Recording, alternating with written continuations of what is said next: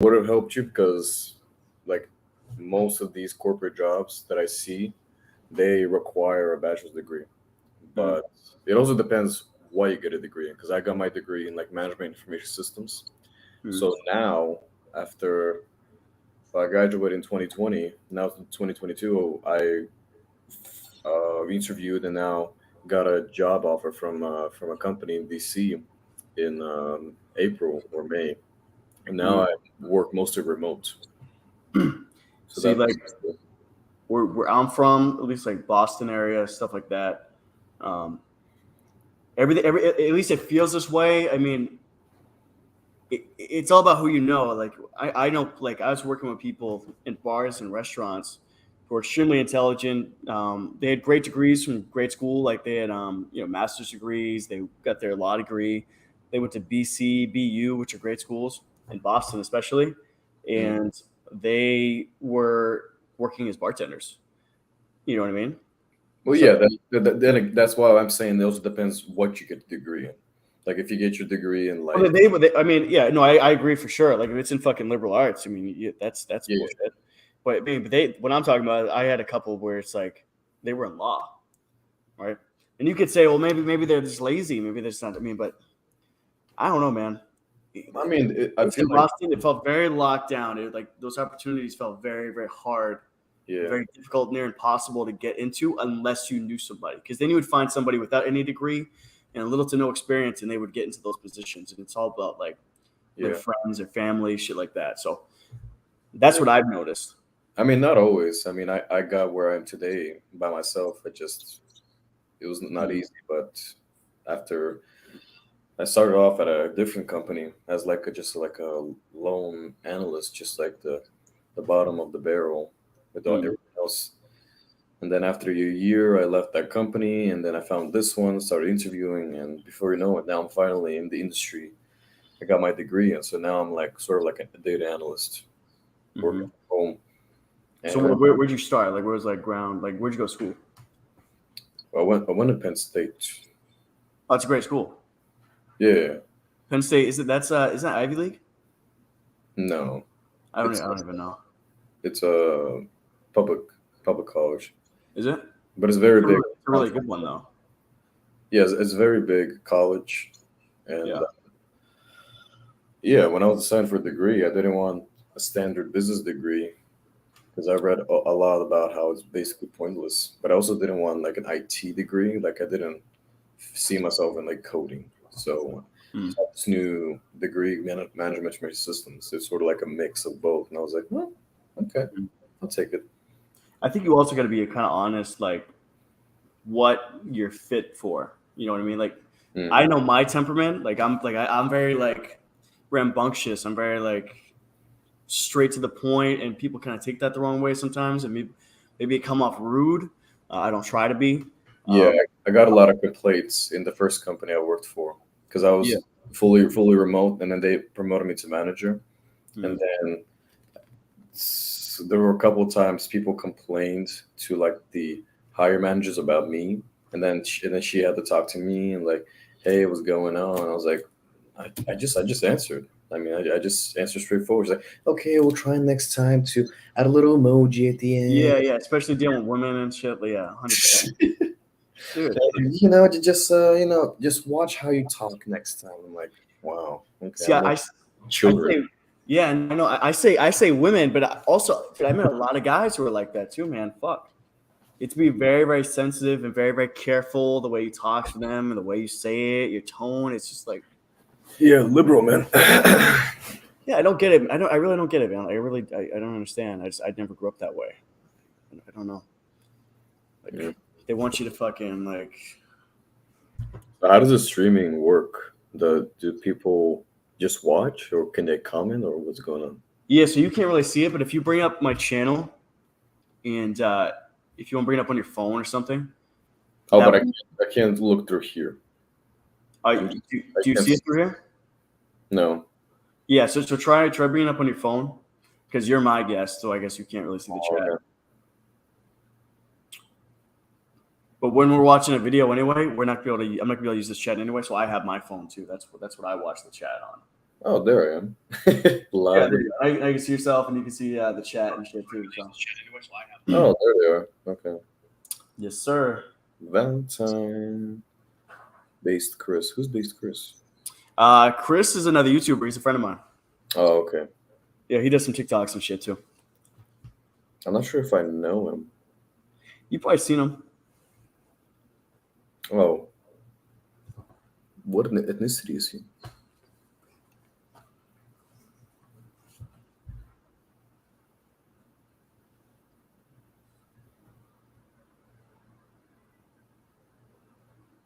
Karen's man as fuck.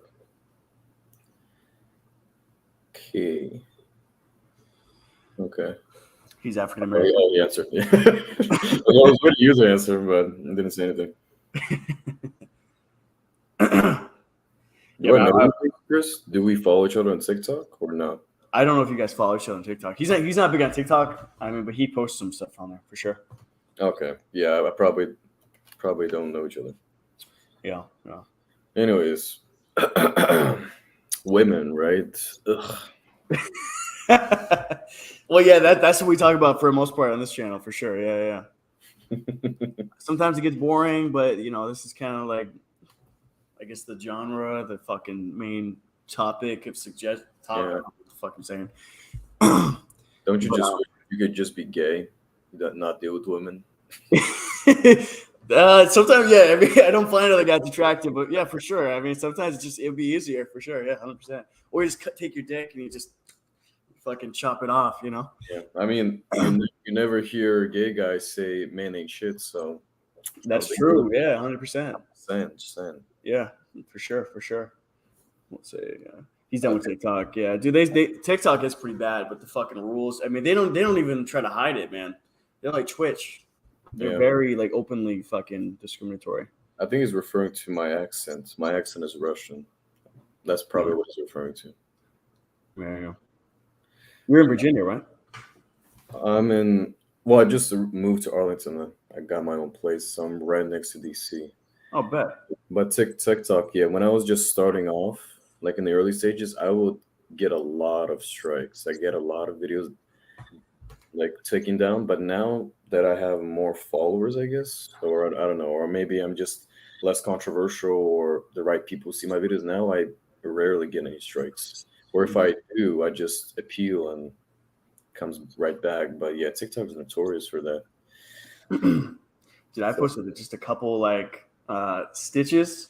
I stopped doing it now, but I didn't even say anything. I just showed my face, and I put like a little fucking sentence in the bottom, and I got a strike for that. Oh, the sound getting removed though, that's so annoying. Like I'd rather get my video removed than sound removed. Like, what's the point of having a video where you're talking? Yeah.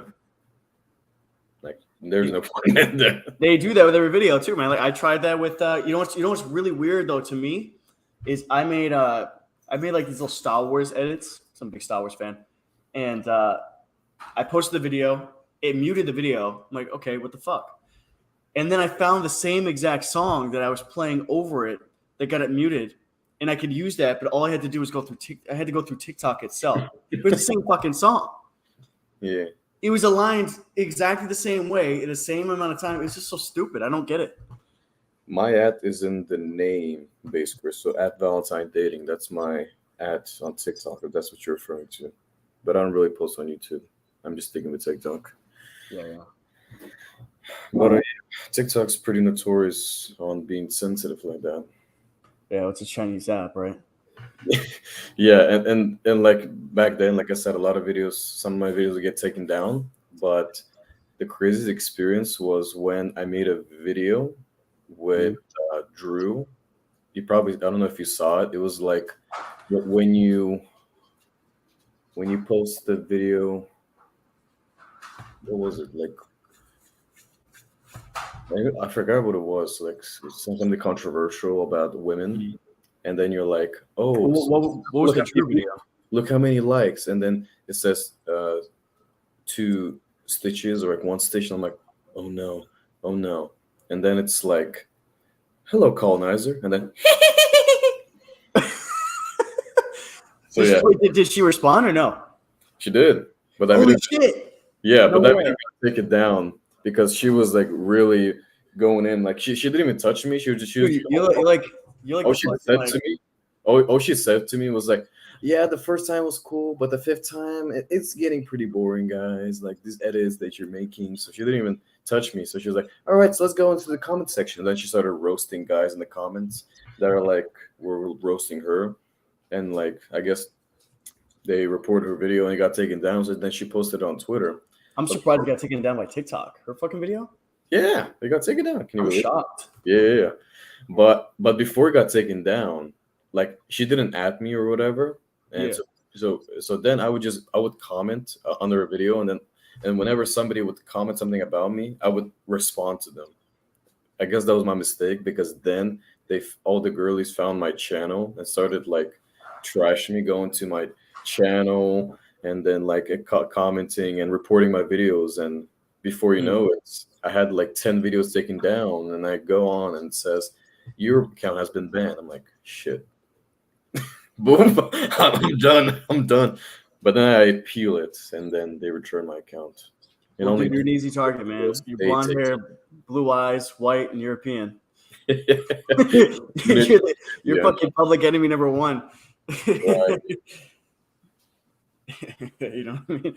Let me see if these guys will recommend some videos. Hey, if you guys have any videos you want us to react to, Andrew Tate, fucking, I have one video if you guys don't have anything. But yeah, something within like the 5 to 10 minute mark.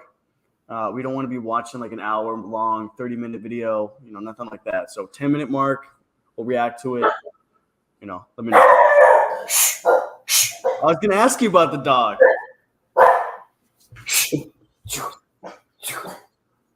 That's got a dog too. He's very protective. Yeah, I just got a puppy. From Polandia. Welcome. Poland. I'm Polish. Oh, there he is. Oh, let me get mine. I'll be right back.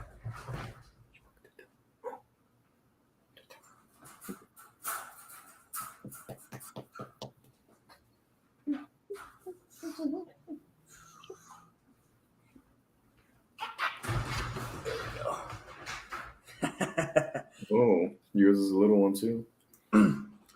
Yeah. How old's yours, man? 2 years. 2 years? Yeah, he's 4 months. Get out of here. Yeah, he's little. I'm gonna use you as a good bait. There you go, buddy. Somebody sent you a link. Yeah, it's Chris. Let me see. That's what sucks about this. I can't just click on the link. Like, no, they just posted on the screen. That was cool. The link. Yeah. I can click on comment, and it will put it up there. Oh, that's pretty cool. So if you want to acknowledge like a specific comment and talk about it, we can do that.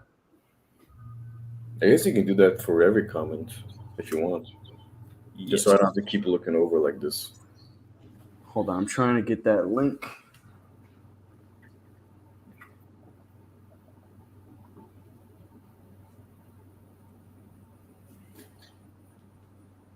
Woman goes viral for being desperate and eating food out of trash. Oh, wait, hold on, that reminds me. Hold on, Chris. There was this video, mediocre posted, mediocre tutorials and reviews, and it was this woman got what'd she get? She got impregnated by a homeless dude. Let's see.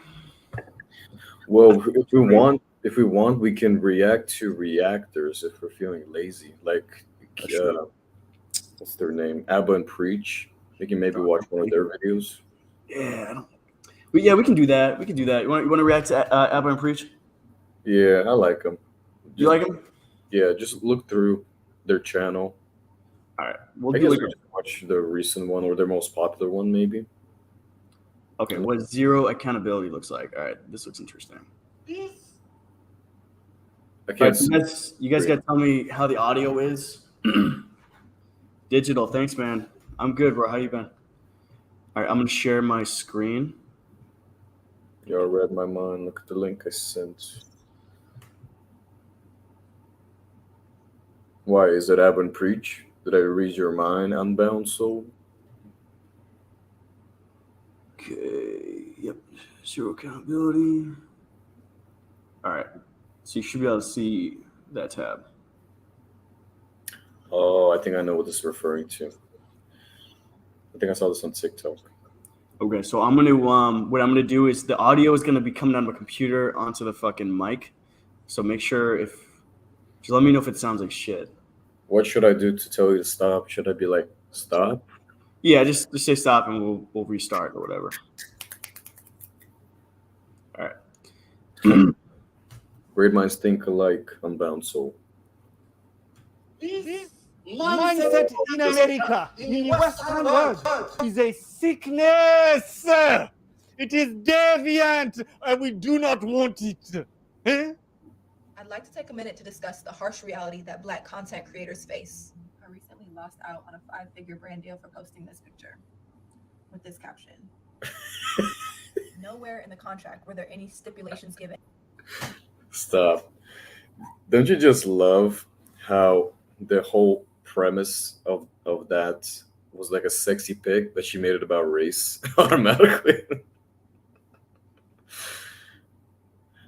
How does that, what does that have to do with race? She posted a racy pic, and the brand was like, yeah, we don't want to work with you. No, thank you. She just went on to say, y'all racist. It's because of people like you that us black women struggle. Like, really? This mindset in America, in the Western world, is a sickness. It is deviant, and we do not want it. Eh?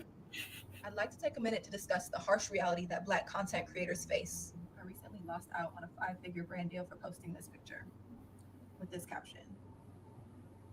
Nowhere in the contract were there any stipulations given around what kind of content I could post, except for the branded content, which would be approved by the company. They're posting that picture and posting that caption. I received a phone call from my agent saying that the company thought it was inappropriate. When I read that caption, I read a playful articulation of the love I have for my man. Yet again, when I look at this picture, I see playfulness. I see a Black girl living her best life, having fun. There's nothing inappropriate about it to me, especially.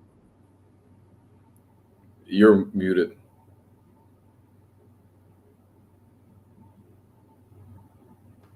But anyways, yeah.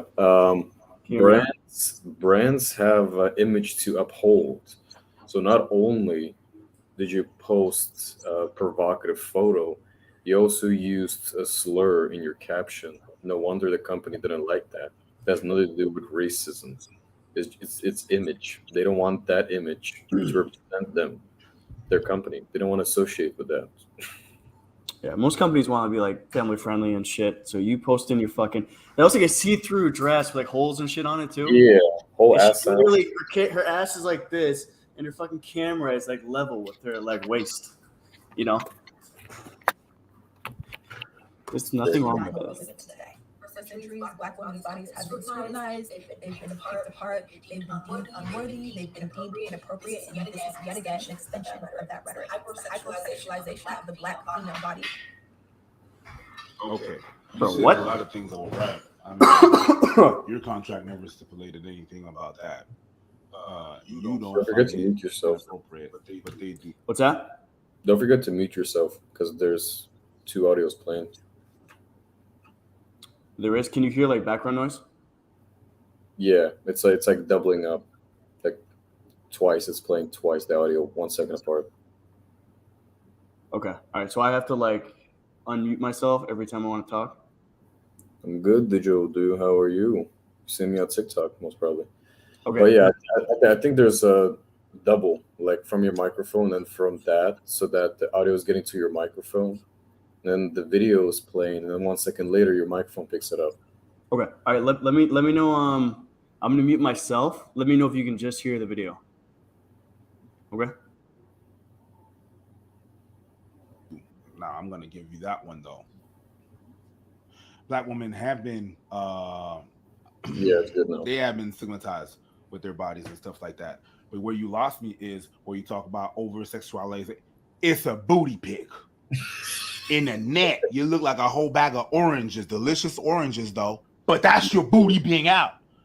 I mean, we can see the pony print, y'all hear? Between the legs. You hear that? Whenever you talk about the over-sexualization of the female body, That's you. That's not them. That's not me. I didn't put you in those fishnets. I mean, half of the picture is your booty. And I'm not mad at it. Whoop-de-whoop. But when you say that, oh, yeah, it's because of the argument is a bit soft. But go ahead. I'm sorry. Go ahead. Hey, man, I just think people are allergic to accountability. Motherfuckers could be out here with their whole balls hanging out their goddamn boxers, walking around the streets. This ain't outrageous. All I see is body parts taking some fresh air. You got to air it out. When I read that caption, I read a playful articulation of the love I have for my man. You want to show appreciation for your boyfriend? Send him a picture in private. What the fuck does the internet have to do with your appreciation for your boyfriend? Nigga, are you dating Instagram? Are you in? I like how she said, "Oh, I posted this to appreciate my boyfriend." How? Dude, you think your boyfriend fucking likes her posting pictures like that of her fucking ass on Instagram? Yeah. He's right. If you want your boyfriend to appreciate it, send it to him in private. That's a private photo. Yeah, but she also didn't even mention his name. She didn't mention him anyway. She just used the N-word. She's like, "Oh, my this took this for me." How is that representing your boyfriend? Nobody knows who that is. Mm-hmm. Just use the slur. It's a careful articulation of my asshole. You said my boyfriend took this. Okay, we don't know your boyfriend. How does he look like? Who is She said the boyfriend took the picture. No, I think she said that I commented that to appreciate my boyfriend because he took that picture. Because remember the caption was like, my hubby took this or whatever. Dude, that'd be crazy. I know there are guys like the boyfriends of these Instagram fucking chicks. They are taking a lot of these pictures. Yeah. It's just sad. All right, let's go. Digital do. My accent is Russian. I'm in a relationship with It's Complicated. It's Instagram. What? Are you so deep in the metaverse? You fucking somebody in VR? What's going on? No, but this is 100%. Zero accountability. 100%. This is a Facebook post. I would just like to take this time to wish happy birthday to my boyfriend. Like, I love you. I really appreciate you. You're the best. And you were in the same bed this morning. You're gonna go to the same bed at night. Talk to your boyfriend. There's some motherfuckers that make posts about motherfuckers that don't even have Facebook or Instagram or social media. You know what I mean? But I understand why they say it's a flex. You're flexing your relationship. You're not saying happy birthday or this. You're flexing. You're still with the motherfucker. That's what you're doing. No. That motherfucker got a phone. Send him the picture. I appreciate you. Here's your booty pic. No, you're flexing. The only way someone else could deem this as inappropriate is if they projected their sexual desires onto me. If you decide to leave the home and you have made an effort to dress in a manner that would indicate that you are how should I say this? If you have taken the time to dress in a manner that says that you are homeless, Okay. you have dirt all over your clothes, and you're sleeping on the sidewalk. Yeah, fine. And then I come to you and I say, "Sir, can I help you?" And you go, "Oh, my friend, for what reason do I look like I need help?" Yeah, it's like a good analogy that I don't even remember who said that. No. Like if I dress like a cop, I can't be mad that people ask me for help. Yes. I'm the one who told you this one. the knowledge has entered your cranium finally. Yeah, repeating the words that I've said to me as if someone else. No, because I heard a comedian, and it was not you, nigga. I'm quite certain I'm a comedian. Every day I spread the knowledge with a laugh. Yeah, it was not you. It was me. No, you took it from somewhere. Yeah, I mean, that also is a very good point. How you present yourself is your image. If you dress in a suit, you're presenting yourself as like a businessman or somebody who is, intelligent, but if you take half naked photos and post them, that's how you're presenting yourself. Yeah, perception's reality. You can't be mad about people objectifying you and Mm. assuming who you are based on your image. That's literally your image. Mm. Your image is who you are.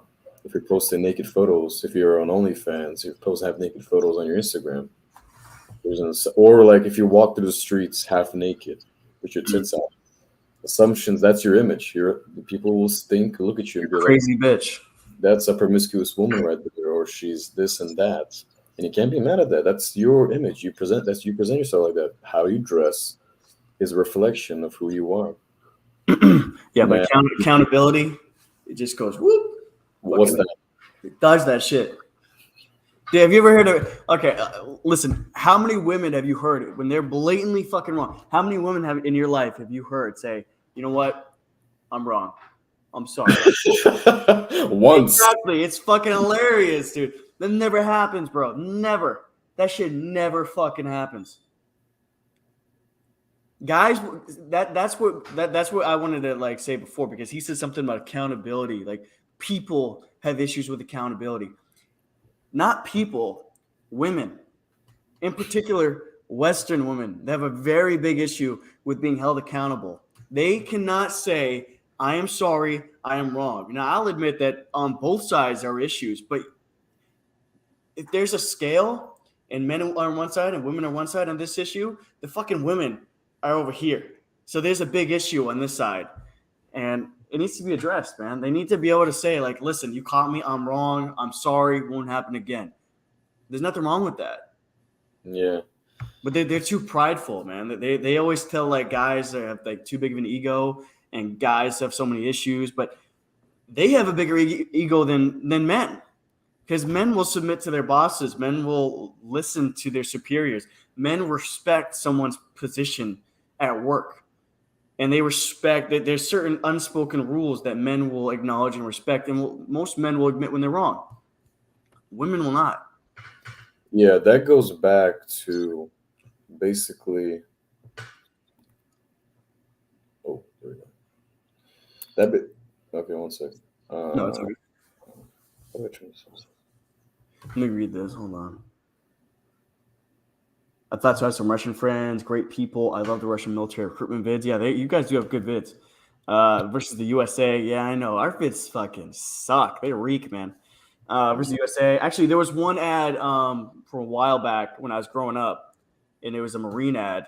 And they showed the fucking, I forget what the statue's called, but there's a statue of a Marine, and it's a bunch of like mini military figurines almost embedded into it.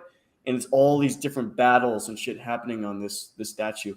That's very, very cool. And the whole trailer like went through the body of the statue and like animated the actual battles and then showed it. It's really cool, man.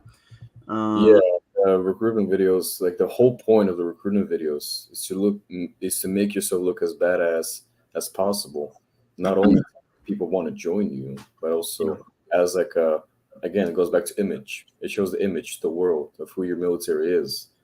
And you see Russia and China and all these countries showing these epic ads, and then you look at the US, and there are like sissy ads like, oh, look at this transgender soldier coming in, this gay soldier coming in. Like, okay, fine, this is not the time and place for this. This ad is supposed to be for the army. The army is supposed to be badass. People are supposed to be intimidated. They're supposed to be like, oh hell yeah, I want to join. Not some like inclusivity, LGBT stuff. Yeah, that is not the area you need to learn. I think that the issue is that they want to break like the stereotype of strength. They want to break that stereotype, but it's like sometimes you need that stereotype. Sometimes the stereotype is important. Sometimes it's like with the military, you should have that stereotype of strength. You should show your strong men. You should show your military capabilities, and it should inspire your people, and also tell the rest of the world, like, yeah, we're allies, but don't poke at us. Like, don't fuck with us. I mean, now these fucking like, they had some transgender fucking ad It was so stupid, man. It was like a 2-part series or some shit, like a 2-part trailer. It was so fucking stupid. I'm like, this is our military ad. Look at Russia's military ad. Look at China's military ad. Look at fucking whoever's military ad, and it's nothing like this. Like, this makes us look like a fucking joke. Like, Yeah, and I mean, anyways, Yeah. there's no, just so we're clear, there's nothing wrong with whatever the gay, LGBT, inclusivity, whatever.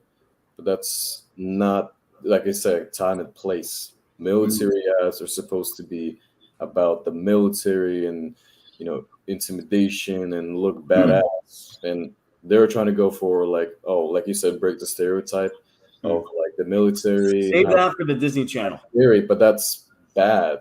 It is Because bad. China will see this, Russia, all our like opponents will see this and They're weak. weak. They will see weak. They see weakness, and we They're like, look at these need- pussies, man. look at these pussies. We can take them on. Look at these Full- fucking, full- look at full these three fucking stars. nerds. Look at these skinny and fat, fucking low testosterone fucking pussies, man. You know, look at us, dude. We're stronger than we've ever been, man. Like, our military's fucking doing great. Our finances are doing better. Like, they have a lot of land. They have a lot of power. Like, maybe, you know, like, Yeah. get And in it, bro. And going back to the topic about that video, we should just understand the reason why many women or most women are like this, like the lack accountability, and you know, because most women are emotion like based and most men are logic based. So for a woman, you know, she has her own point of view. She goes off emotions, and she's going to think that, oh, she's right and whatever. The only time a woman has apologized to me, that she took accountability and was like, you know what, yeah, I was wrong, I'm sorry that I did that to you, like when she did something to me that I didn't like. She was not like the typical woman. She was very, I guess you could say, she was very logical based. Like she had some like manly characteristics to her. So she was very like logically inclined. So to Yeah. her, she saw something wrong and she took accountability. She's like, you know what, I see what I did wrong, and I'm sorry if I did that to you. But those who are not logically inclined, they don't That's few and far in between. That's like, they don't have the same capability to logically think, oh, what did I do? Okay, this is what happened. This is what I did. This is how it impacted him. I'm in the wrong. I should apologize. Those emotionally inclined, they're like, well, that made me feel this way. So that's my reality. That's the truth. I'm not going to apologize. So, yeah. that's fucked up. Like, that's something. I think that, yes, it's a female issue, but I think it's also a discipline issue. I think a lot of these guys raising up these women, they lacked any discipline in the household from early on, and I think that just shows how weak some of these men are, because they're just so, they coddled these females and they sheltered them and they fucking protected them from the realities of the world, and they told them that they deserve all these different things. They're entitled to these fucking things, and A lot of men raise their daughters not the right way. Like, understand if like, oh, it's your only daughter, you want to spoil her, you want to no, treat her, you know, provide her, but you're doing her a disservice. Later in life, she's gonna become entitled. And you're not only doing her a disservice, you're doing other people a disservice, because she's going to go out here in her day-to-day life and she's going to judge people based on what she was told and how she was raised. So she's going to fucking like, that's going to reflect her interactions with other people. yeah, and You it's know what I also bad for you as a father, because you're probably gonna have to take care of her when no man wants her, and she's 30, unmarried, and And she still wants to live at home. She still has to live at home, or you have to fucking pay for her apartment or whatever the fuck. But she's just such a bitch. Like, you know, some of these girls, man, they're just so fucking rude and dirty. A lot of them too. Like, they don't take care of the house. Like, they don't take care of their living space. They're obnoxious. They're extremely disrespectful. But yet they feel like they need to be taken care of. They should be taken care of. They deserve that. That's their birthright.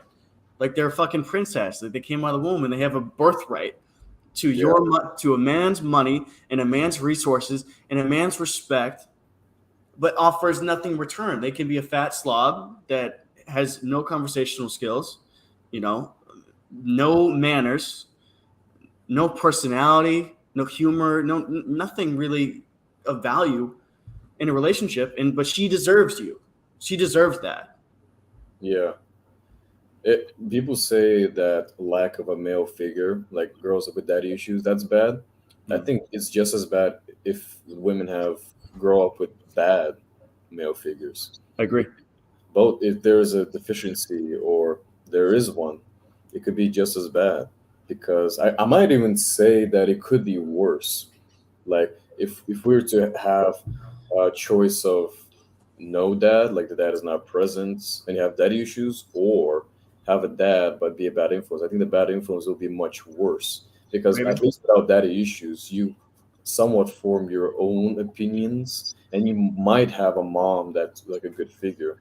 But if you have a dad that's influential and it's a bad influence, then he's going to put those things in your brain and you won't come to those conclusions on it by yourself. Your dad is going to just promote that, oh, you're a princess, like guys should wish they want to be with you and don't settle for less. You're a queen, you're a bae, you don't have to do anything. Guys should be at kissing you and buying you all these things, and you shouldn't do anything. Like it goes back to that TikTok video I made. I talked to in the comments to, I saw this video. The spoiled Russian girl was Mm. her at. She had Yes, yeah. I saw that video. yeah. And then like I saw that video and she was like me reacting to a 50-50 couple shopping and she's like, "Ugh," because because the girl was like, "Oh, I forgot, babe, I forgot my credit card." And he was like, "Oh." And she was like, "Oh, I would never." And then the women are agreeing with her, but it's 50-50 relationship. No, of course the girl is gonna pay, and the guy, if he's not ready to pay, is gonna be like he was on there like counting on a calculator, like, do we need this? Do we need that? Hmm. Yeah, because you're budgeting. And then I was talking to her, and I found out that the budget, and she was like, "Oh, man should cover is just a shopping trip," and I find out the shopping trip is like $400, and I'm like, "You call $400 bare minimum?" She's like, "Oh, that's bare minimum." I was like, "You call that bare minimum?" And she was like, "Yeah, I spend that. I'll spend that on every trip I take." And I'm Well, like, can I say something real quick? She'll say like shit like that, but she'll be working as a fucking barista at Starbucks, making $200 every other week, and she'll either live with her parents or live with a bunch of fucking roommates. And if you go into her room, right, you go into her fucking room, and it's a fucking mattress on the ground, and it smells like shit, and there's wrappers and blankets and all this shit fucking laying around, and you go in the bathroom and there's hair and shit everywhere. That's how they live. That's how these girls live. A lot of them. and the These- the funny thing is, I was willing to give her the benefit of the doubt. I was probably like, "Oh, okay, look, she wants the guy to provide and pay, and she doesn't like that." I'm like, "Okay, cool. I guess she's traditional." But no, she's like, "No, I don't cook or clean. You should provide for me, and I don't have to do anything back." And I'm like, "This is TikTok worthy." It's crazy, man. But some of it's not even their fault because I think it's almost like an indoctrination because everything, they watch TV and they watch movies and they talk to their friends and they talk to their family and they go out into the world and they go into like they see advertise everything around them is telling them that you're the fucking prize and you deserve this. Everything up until the point where they were fucking like came out of the womb. They were told you're a princess, this, that, the other. It's like, and then they go home and they're told the same fucking thing. It's like, listen, I understand how it is right now, but don't settle for less. You'll find the one. They keep getting told that shit. And it's not true. It's not fucking true. You can't come out here and act like an asshole and have no personality and be fat and ugly and dirty and expect to get like a guy who's has a lot of shit going on for him. It's not gonna fucking happen. You have to provide something like how we have to provide something. Yeah, It's an equal exchange. That's how the shit works. And that's And fair. yeah, There's and nothing wrong with that. I understand the notion of like, oh, don't lower. Like, I get it when it's like, don't lower your standards, but you should if they're too Unrealistic. high, because, like, yeah, don't settle for a guy who lives in a trailer park and abuses you. Okay, yeah, fine, but Yep. your standards should be proportional to what you bring to the table. So when women say, "Oh, I ain't settling, I ain't lowering my standards," maybe you should if you're not meeting the quality man that you want, because that man that you're reaching for, he doesn't want you. Yeah. And then you're not going to go for somebody because don't lower your standards. You're just going to be single. You're going to be 40 with cats, single, doing yourself a disservice. See, but when you tell a guy that, most guys know that shit. Like, because no one has a problem telling guys that, like, bro, come on. Like, really? Like, come on, bro. You're ugly. Nobody wants. No, she doesn't want you. You're gonna have to settle for her. Listen, a guy's looks, I don't really think they matter, but they don't matter like as much. Yeah, I mean, like if you like, listen, you could be like an ugly motherfucker, man, but if like you clean yourself up and you have a personality and you got like a career, you got something going for you, you're an 8. You're an 8. I mean, take care of yourself a little bit, like you're good. You know what I mean? But, like, I was trying to think. I just lost my fucking point. I went on a rant. I'm gonna continue your point. You're basically saying that for men to be guys know where they stand. Guys are realistic about where they stand. Girls feed each other nonsense, right? Guys are realistic about that because then we tell other guys, well, listen, you're not there yet, but if you do this, that, the other, then maybe one day you'll qualify for this. The thing is, it goes back again to the logically inclined versus emotionally inclined. Men, they don't hype each other up. They're honest with each other. The man is like, hey, bro, I'm gonna be honest. You're pretty ugly. You need to, do some skincare, maybe this and that. You're probably like a 6, man. Like, but a woman, they're more like some of them are like more emotionally inclined, and the friends will just like pump each other up. They'll inflate their egos. The girls will be like, oh my god, like, oh, look at me, like my face structure, I'm a chubby, I'm not that attractive. It's like, no, girl, you're a queen.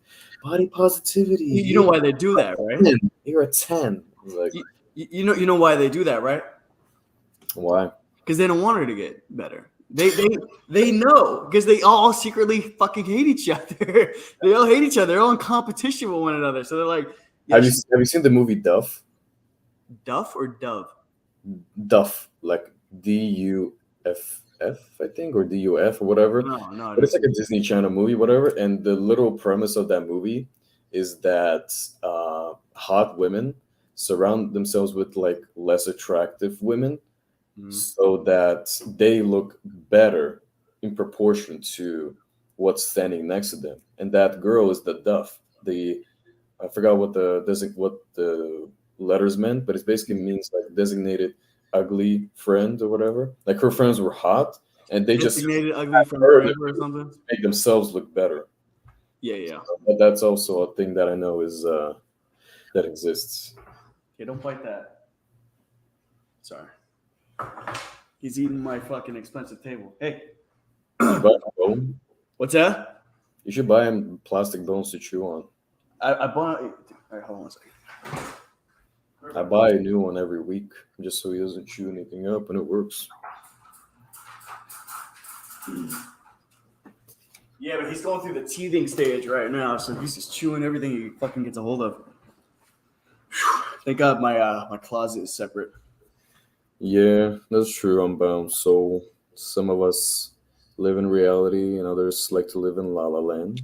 Okay, and it goes back again to the whole, like, women, they hype each other up, they inflate each other's egos, and men, we're honest with each other, and that honestly helps. It helps being honest when you're lying to each other, but behind your back, backstabbing each other, being like, oh, she's so ugly. It's like, oh my god, you're pretty, you're a 10. But behind their backs, they're like, oh, this fat bitch. But the reality is they know she's fucking ugly. I mean, they're looking at her, right? They're looking at like, this bitch is fucking ugly, man. She's fat. She's a fucking slob. She eats way too much. No, you're a queen. Because you know what? Competition gone. Fucking that competition is done. Don't have to worry about her. You know what I mean? Yeah. She's not gonna steal my boyfriend. She's not gonna take away my attention. I'm like still hang around her. So, yeah, women do not like competition. I mean, if you have competition, that means you have to compete. You have to get better. You have to provide more. But if there's no competition, you don't. Like it's the same as with monopolies. Like if you have a monopoly, you don't need to improve your product. You don't need to constantly like come out with new things, something new, innovative. You don't. You have a monopoly. People have no choice. They have to buy whatever you have. But if there's no monopoly, and there's like the antitrust acts, and they split companies up, now there's competition. Now a company can just lay back, be like, oh yeah, whatever, I'm not gonna do anything. Now they have to compete. Now they have to improve and get better and advertise and work on customer service. It's the same in the dating market. It's the same with women. If they have no competition around them, they'll just, they're cool. They can just stay the way they are. Out of all her friends, she will be the center of attention. But if her friends start improving, then she's gonna have to also start improving, and she can't just be the pretty face. She's gonna have to compete by working on her personality or getting hobbies. But you don't want that. You want But to. the reality is, it's really not that. If we're comparing like women to men and leveling up for women and men, it's far simpler for a fucking woman to level up. There's really two things you got to do. You got to be nice, and you got to take care of yourself. I mean, those are two big fucking things. You get those two things taken care of, like you're sweet and feminine, and you look good and you're in shape. You don't even have to be really that attractive, but if you look like you take care of your body and you're not like overweight and you dress well, even as a woman, most women are attractive. Beauty is cheap. Beauty is common. Most women are attractive. There's makeup. The high value women, the women who get the guys that they want, are the women who compete. And they're not that many of them. There's a very small percentage of them, and they get picked up quick, and they're fucking gone. Because those guys see those girls, or those girls hang out in those spaces that those guys hang around, and they pick up those guys quick, and those guys pick up those girls quick, and they're gone. Oh, you know who we should react to? I just remembered the guy who does street interviews with women. That actually, I remembered when. It's complicated, yeah. That's just complicated. Oh, that's who you. Okay, now. Yeah. Okay. Yeah, I like his videos. This reminded me of that video where he's like, "Who's better self improvement, men or women?" And the women Yes, that's just complicated. Yeah. He's like, "Rate yourself." They're like, "We're tens across the board," and then he's like, "Well, if you're better at self improvement and 10 out of 10 is perfect, then." How do you finish the sentence? Like, it doesn't make any sense. How are you better improving if you think you're already perfect? Something like that. And I can't even think of a response to that question, but they'll think of something. All right, I'll get this video up here. I'm gonna have to mute my mic again. Yeah.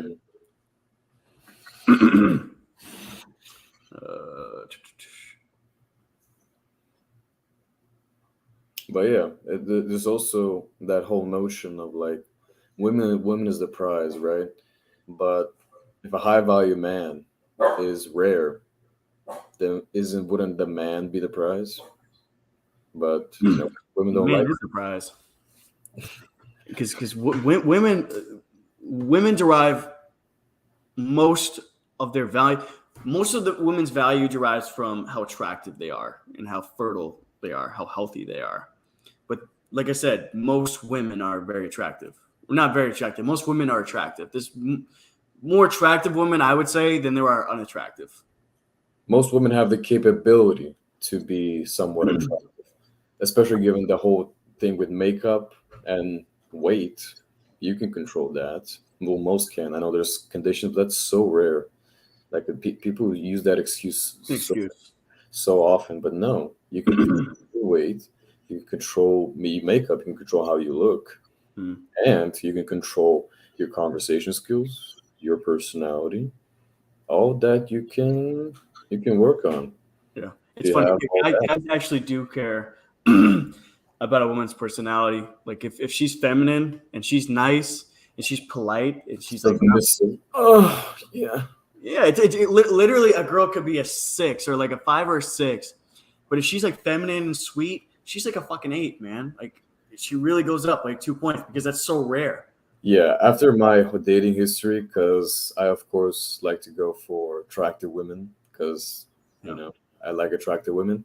Yeah. But after my history and knowing that attractive women, they come with their own set of baggage, like sometimes like toxicity or inflated ego or whatever. And I realized that from now on, if I'm going to be looking for a woman, I will not be looking for a hot woman. For me, the perfect woman is at the very least she's cute, Mm. but she has other redeeming qualities that make her a nine. You know, Mm. uh, good mother. She is very like like you said, feminine and has a good personality. Has a sense of humor. All those things matter so much more because attractiveness, how you that diminishes with age, Mm. but who you are as a person that never leaves you. And especially if you're gonna want to have a family, you want to have children, you're not gonna have children because she's hot. You're gonna have children with her because she's a good mother, and you Mm. want to have children. You want her to raise your children. If you have children, and she's gonna raise them or be like the maternal influence in their life, your reaction is gonna be, hell yes, I want her to raise my kids. It shouldn't be, oh yeah, I wouldn't want her influence on my kids. Don't have kids with women whose influence you don't want on your kids. Simple as that. Well, I would say 90% of the women, at least here in the United States, I've been to a few states. Um, I would say they're not. I would say they're not worth having children with down here. I'd say protect your dick. Don't give them a kid. Highlight that latest comment. That's What happened? highlight that comment, the last one from Steven. When you call a female cute, you're deliberately not calling her sexy. Get it? Yeah, I get that. I get that. That's more so of like an internal thing. Like you don't want to go for the hot girls because usually they have their own set of baggage they come with. Either they're toxic or they have inflated egos or they're attention seekers. So they're gonna want attention from other guys. And you don't want to go with for the ugly ones because They're ugly. then there's no sexual attraction. Because trust me, I've tried that. Tried dating a woman once that I did not find physically attractive at all, like the face, the body. But she had a good personality, so I gave it a go. But after a while, I was like, yeah, I do not find her sexually appealing at all. I don't think this is gonna work.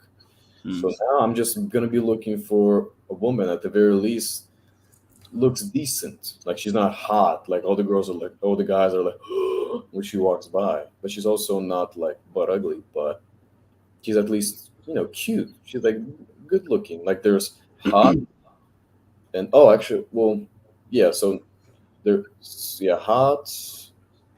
There's a difference between hot and beautiful because a hot girl, she's just good looking on the outside, but a beautiful girl, she's also beautiful on the inside.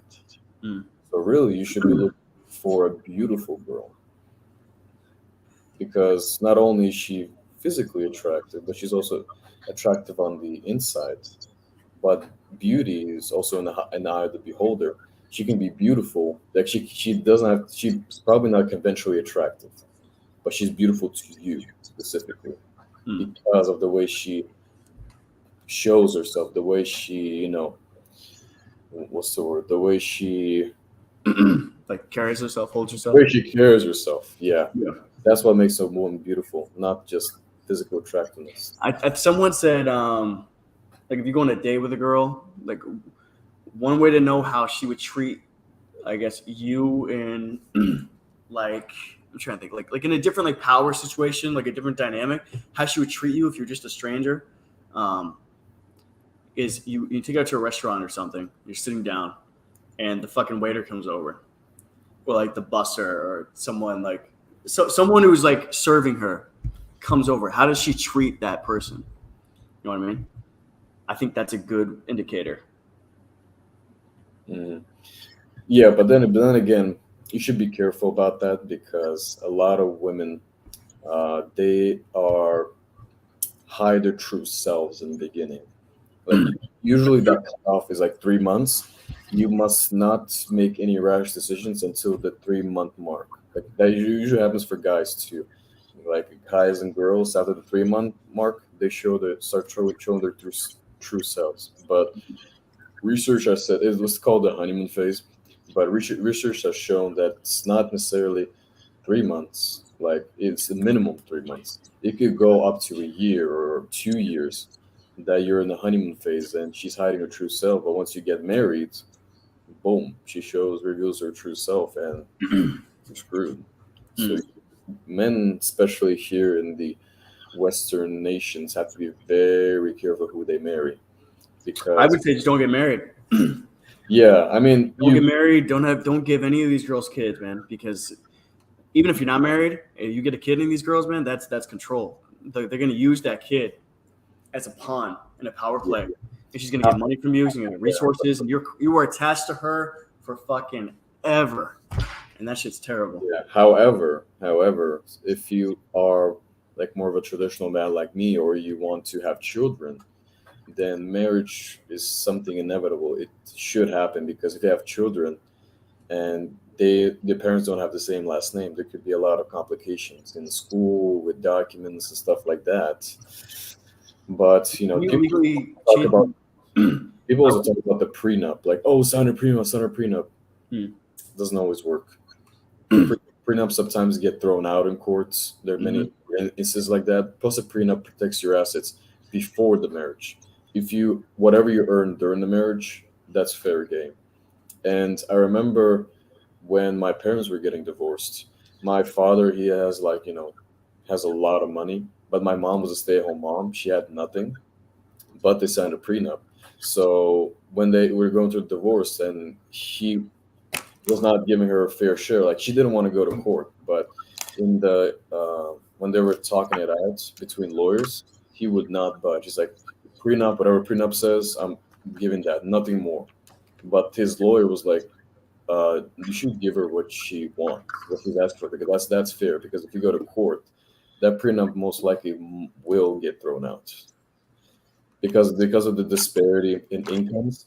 If he earns like millions and she has nothing, and the prenup says, oh, I'm only going to give her this amount, the judge might say, oh, there's a inconsistency in income levels, so I'm going to throw this out. And isn't that called the lifestyle? It's like a lifestyle law. Like, I have no idea. I just know that she got accustomed to a certain lifestyle because she's living with her husband and he makes a certain amount of money. Then now she has to retain that lifestyle. Oh, yeah. I know. Which I think is bullshit, because do guys get the same treatment? Like, hey, like, what the fuck? Like, this lady was paying my way. Like, we were going to Italy every 5 fucking months. Like I'm accustomed to go to Italy every 5 months. Like, what the fuck? Like, is she still going to pay for that? The judge would probably laugh at me. He'd be like, no, asshole, get a job. Hey, don't discount it. Rarely, but it does happen when a man Extreme wins divorce courts. It has happened before. It's rare, but it does happen. And again, it goes back to the whole income threshold, because if the woman's earning a lot and the man isn't, then there's a possibility that she might even have to pay child support. Yeah, Adele's husband did that. You know Adele, the singer? Yes, Adele's husband. Yeah. That's exactly it. He's the one guy. He's the one guy who won. He's the one guy. He's our unsung hero. He's the only one we got. Hero. Yeah. Oh my god, bro! It's such bullshit. It's such a double standard, and it's unbelievable. It still pisses me off. Like, just thinking about it. Like, what the fuck, man? Like, they're equal. They're our equal. We treat them as our equal for the most part, but they still get fucking privileges. What the fuck? No. You got that all wrong. They want equality, but only when it benefits them. I know. In the fucking world, it's like, okay, fine, it's your oyster. They don't even have to fucking fight, man. They just have to bitch and moan and just ask for it, and then fucking like father government just like, here you go, take it. Hell, I'll rewrite the laws for you. Yeah, they don't want equality. They want equity, because they want superiority. Superiority, yeah. Yeah, they want to take all the good shit, but all the bad shit, they're like, nope, take that. Yeah. They're cherry picking. Yeah, because with equality, it's everybody is on the same plane, but with equity, it's different planes. So, Halle Berry, really? Oh, I didn't know that. Pay the guy child support. Well, damn, we got another hero. Gigolos, I know how so. Not all of us can be gigolos, but to each his own. Mary J. Blige. I don't know. Wow. There's more than one instance. Interesting. Yeah, but listen, if we're talking like Feminazis. Yep. That's if we're talking numbers, one far outweighs the other. All right, let's watch this complicated. Let's react to this video. I'm gonna have to mute myself and go back to the tab, unmute myself every time. So, all right, let's do it. Get that on there.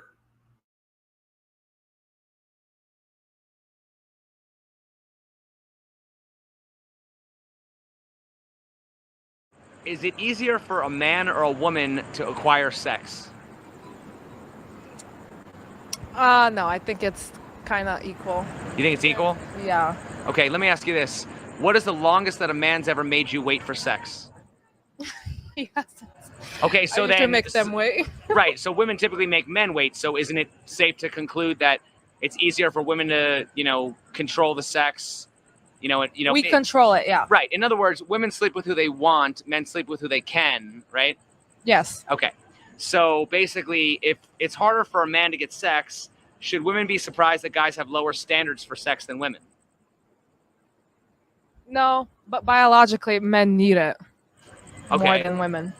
Who is more likely to influence the behavior of the opposite sex, men or women? Men. Are you more likely to see women going to Did they look like a gay couple to you? Yeah, that's what I was thinking about. But I want to talk about the ladies. Like, yeah, the whole point of sexual dynamic, like, the phrase "pussy rules the world." Hmm. Like, women have the power. They use their pussy to control men and to make them do whatever they want. They make men wait because they have the power. Because a man, this like you said, different dynamics. Women have free access, like they have the power. If they wanted to, they could easily sleep with a new guy every single day, maybe even every couple hours. A man doesn't have the same privilege because the pussy is the one with the power because you want that. Dick is just with dick, whatever. You can get that. Yeah, they don't understand how strong of a desire it is for guys. It's like it's a fucking urge. It's like you get hungry, you need to eat food. For guys, it's like sometimes you get just so fucking you just get so worked up, you just need a release. Yeah. You don't even care. You just put on a trash bag on her face, be like whatever. Okay. Like, Exactly. Yeah, it could be. I just do that part. You get to the extreme sometimes, for sure. All right, let's watch.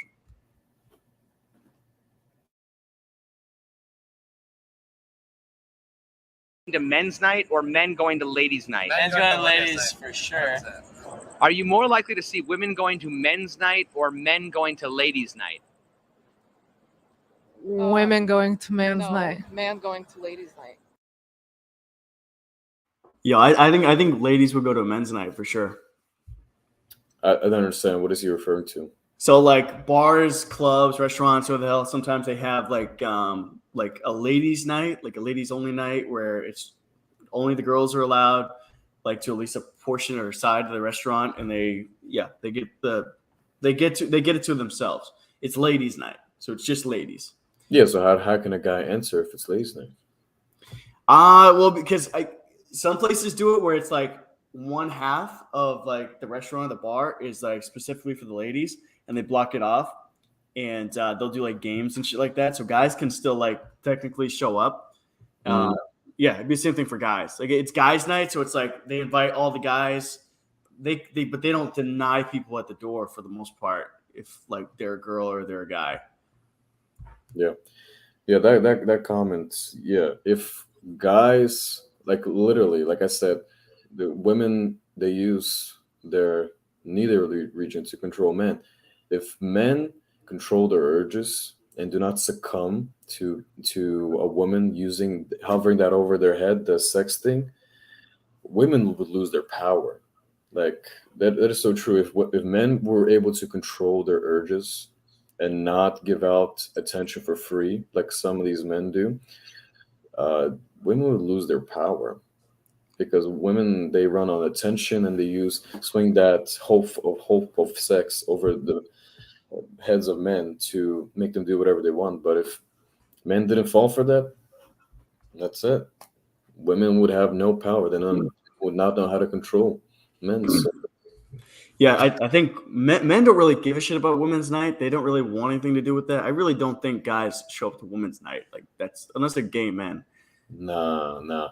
Okay, I think I understand now. Yeah. Yeah. On the other hand, though, on the flip side, I could definitely see girls coming to guy night because girls want to be a big fish in a small pond. This is why I have a problem with like TikTok female red pill creators because they like to be a big fish in a small pond where they get all the attention of the majority of the men, and they're just a small select group of women there. So now all those guys go to them. So they get all that attention, all that direction, all that validation. So I would say girls are more likely to go to a guy's night for sure. Oh, for sure. Imagine you're a guy surrounded by other guys, and you see a woman. You know, you're gonna be treated like a goddess, being the only woman there. You guys are gonna be buying you drinks. They're gonna be chatting you up. You're gonna be getting all this attention. You're gonna feel like a queen. You're gonna feel like a 10. So yeah.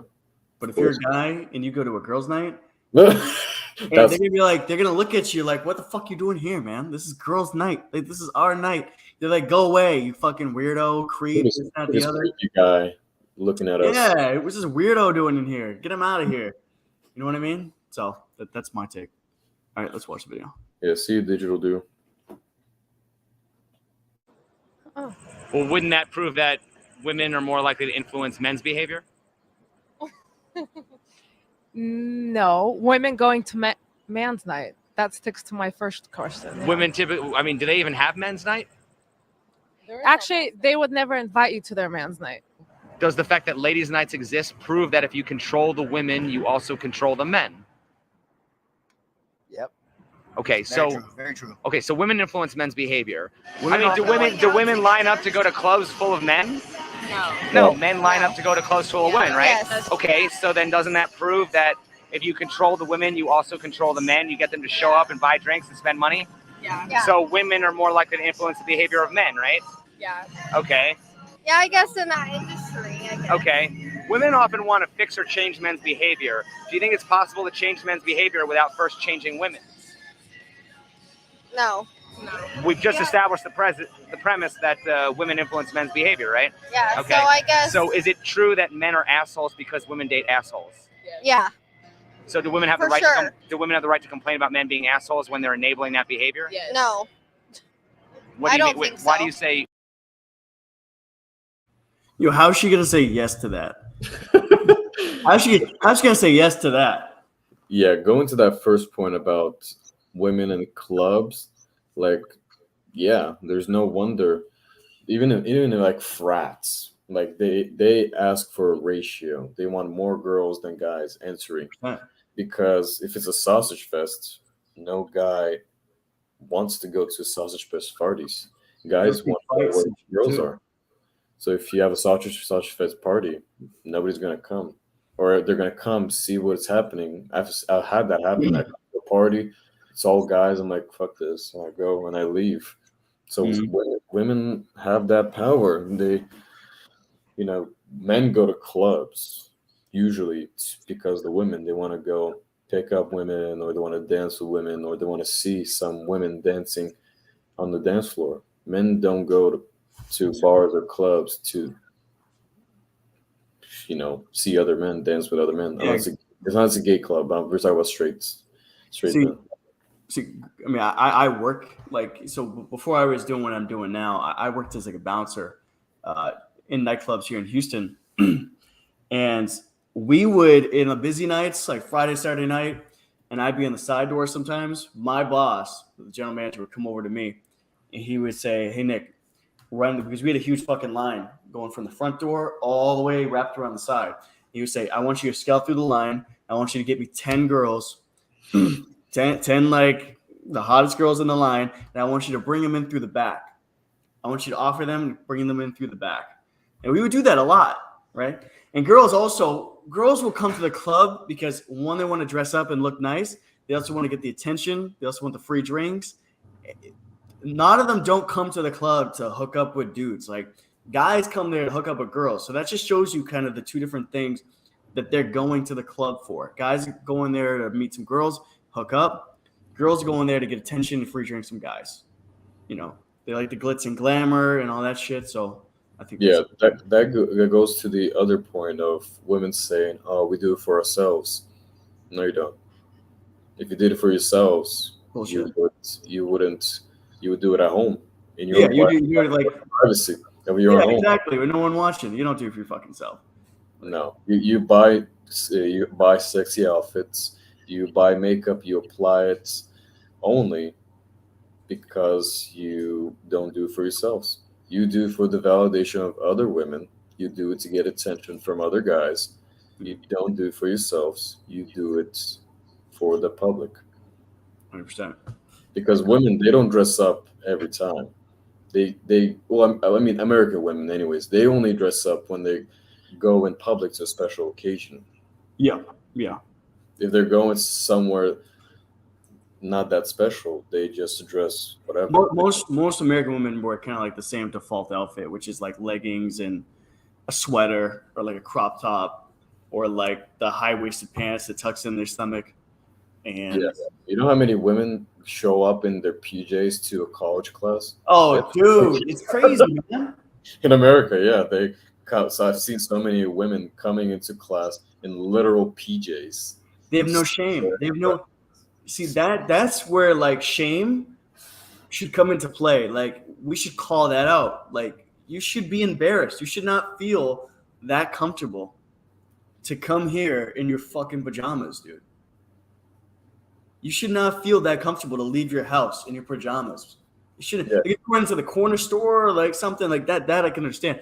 Going out in public for the day in fucking pajamas, like what the fuck are you doing?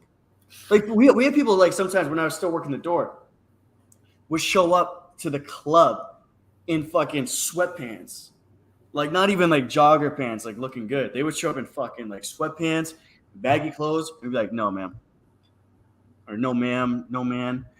This is a dress your place. Can't come in. Yeah, and I mean, when women say, "Oh, we do it for ourselves," nobody does it for themselves. A No. guy gets dressed not because he wants to for himself, because he wants to look good. He wants to look good for the ladies. He wants to have a good public image. Like he wants to walk through the streets and show everybody like his swag or his style, whatever. He bought something new. Same with women. They don't do it themselves. They do it so they look their best self. So either they get attention from other guys, or again, it's a competition with girls. Like face to face, like, "Oh my god, I love you, you're so pretty." Behind their back, they're like, "Look at this bitch." And there's always a competition, and they get dressed also to look better than other girls. Mm-hmm. So, nobody ever does something. Rarely somebody does something just for their own selves. If you do it only when you know you're going to be in public and seen by other people, you don't do it for yourself. Agreed. All right, let me mute this here. No, but booty shorts in college class, that's crazy. I haven't seen that, but I can't imagine. Why? Because if you're enabling it, then it's stupid. You're just bringing on more problems, more shitty men. Okay. Is it easier for a man or woman to acquire sex? Acquire. What do you mean? Is it easier for a man or woman to get sex? It's easier for a woman, yeah. Since it's harder for men, should women be surprised that guys have lower standards for sex than women? No. Do women have the privilege of being more picky because they have more options? Yeah. Who regulates the sex in a relationship, the man or the woman? The woman. Right. What's the longest a man's ever made you wait? I don't wait for shit. So in order to change men's behavior, don't you first have to change women's behavior? We try to with what's it called? When the guys dress up naked with a little thing on their thing. What's it called? When they put on a show and it's a guy. Chippendales. Exactly. That's what we try to do. Isn't it true that men are assholes because women date assholes? Kind of actually, because girls like dicks, which is like physical and also mental. They're like women like dick, but they also like dicks. But they like kind of the dicks guys. Oh, dick attitude, not dick body part. Exactly. They Well, like they the guys actually who like don't both. care about them. Okay. Isn't it true that men are assholes because women date assholes? Yes. So women influence men's behavior. Do they have the right to complain about the way men behave? No. That's not true at all. But I mean, if women influence men's behavior, I mean, if guys are nice guys, they get friend zoned. So doesn't that explain why guys are assholes or bad boys? Because that's what women respond to. Not necessarily. I think to each his own. I think women who look for bad boys, they're just bad on their own. And I mean that's, I don't know. That's a tricky question because it's vice versa. I feel like it kind of feeds off each You other. look The like- you stigma look about for what men you and want, women. really. It feeds off of each other. you look for what and you they want. influence Yeah. each other. Men are supposed to And have then if this you certain complain about a bad perspective. boy or a bad girl, then it's your fault because that's what you're looking for in the beginning. Why do women often choose to make lists of what they want in a relationship rather than what they bring to the table? That's a hard one. Jeez. It's just like wanting that car that has the fast power, the horsepower, tinted windows, the top down. But you go in and your credit gets you the Kia Rio, you know? So make that list to hopefully aim it. Kia Rio's a damn good car. I have a Kia Rio 06, 180,000 miles for the record, still running.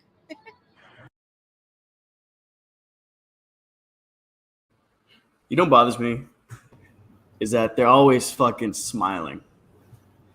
They're always like so blissfully ignorant. They're just always fucking just like also fucking happy, you know. Well, and then you look at the guy's face and they're very like serious or very like they look very sad or fucking tired. It's like Yeah.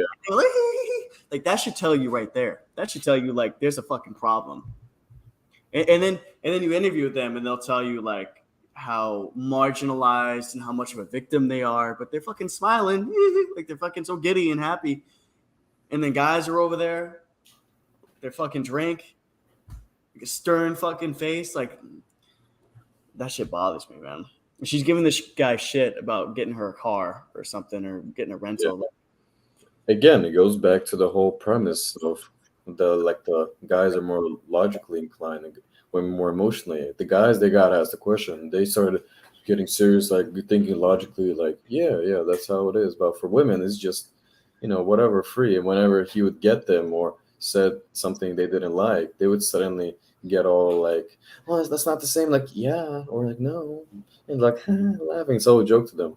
For men, it's like, oh, he's asking a question. Okay, let me answer this. Yeah, that actually, I'm gonna say this. I'm gonna say that. So it's not surprising. Women use words to feel a certain emotion. Guys use words to get a problem resolved or to communicate a message. Like so when a guy tells a woman like the truth, even though he's not trying to be a jerk, he's just trying to like, hey, like this is how it works, or this is what's happening. And the woman's like, oh, why are you saying that? Why are you saying such mean things? It's because at the end of the day, women really can't handle the truth. Women use words to feel an emotion, and the emotion is happiness and excitement all the time. And if it's not happiness or excitement, then it's fucking boring or it's mean. And they don't want anything to do with that shit. The truth is kryptonite. It is. And it's like, and they run away. That's the quickest way to get them to fucking fuck right off. It goes back to the whole political correctness, because women dominate that whole sphere. Because again, the whole political correctness thing, that's very emotionally based. Right. Like, oh my God, he said something I didn't like. I'm offended. A man hears something he doesn't like. He's like, okay, just moves on. So again, it goes back to a man hears a harsh truth. He doesn't like it, but he's it's like, how can I fix it? He's like, okay, yeah, I'm wrong. That's a good point. Or like, how do I fix this? For a woman, it's like, well, I don't like that truth. I didn't like how the way it sounds, so I'm not gonna hear you out. I don't like that, so I'm not gonna accept that. Yeah, they don't want to hear it. They don't even want to talk about it. Like, no. Just fucking like dodge it. Nope, sorry. I don't want to fucking hear about it. Yeah, one more thing is I think it's very interesting because I think and Sneeko made this point on one of these videos, which is a lot of them, when it's complicated to ask them these questions, they've never even thought about this shit. They've never even thought about these inequalities or differences between men. They just know what they've heard and what they've been told. That's all they know. A lot of them don't even believe the shit that they're saying or know any factual information behind any of the ideas that they believe. They just know that this is what they're told, this is what they hear, and this is what everyone regurgitates, so this is what I'm going to believe. because these are my friends and this is what they believe. That's it. Like, it's that fucking simple. Guys have to actually think about it and problem solve and figure out where the truth is and how things work. So I just find that interesting. Yeah, it goes back to the friend groups because, men, they talk about it, they say the harsh truth. But for women, they never have to encounter any resistance because the friends are always hyping each other up. And women thinks, oh, I'm a 10 because, my friend said so. But in reality, I honestly she walk through life thinking she's a 10 until she comes across a guy who humbles her. And even then, still, she won't be resistant to it because she doesn't like that. She doesn't like the truth, or she doesn't like to hear that, so she just ignores it. Like oh, whatever, you're broke anyways. Exactly. No, you could literally lay it out. Like, broke. If she's been told her whole life that 2 + 2 = 5, and you come along and then you give her a fucking diagram on why it equals 4 and why she's wrong, she says, okay, I understand all that, but it really equals 5. You'll never convince her. Never. I understand that, but the way I feel though. Exactly. It's like, I understand all that, but really, like, I feel like it doesn't. This all starts with the mother and the father. Like, the mom and dad have to nip this in the ass so fucking early, right? And they have to tell them, like, this is bullshit. This is not when guys talk to you like this, they're not trying to be mean. They're trying to help you. They're trying to tell you the truth. Like, these are things that parents got to teach early on. All right, let's keep going. Why do women often attack a man's masculinity when they don't get what they want? Because they want to belittle them. Why is sex typically the first thing that's withheld when women don't get what they want? Because that's what it's all about. What does that say about what women actually contribute to a relationship? It depends on the women. Isn't that the same thing as using sex as a weapon against men? Yes. Why do women often attack a man's masculinity when they don't get what they want?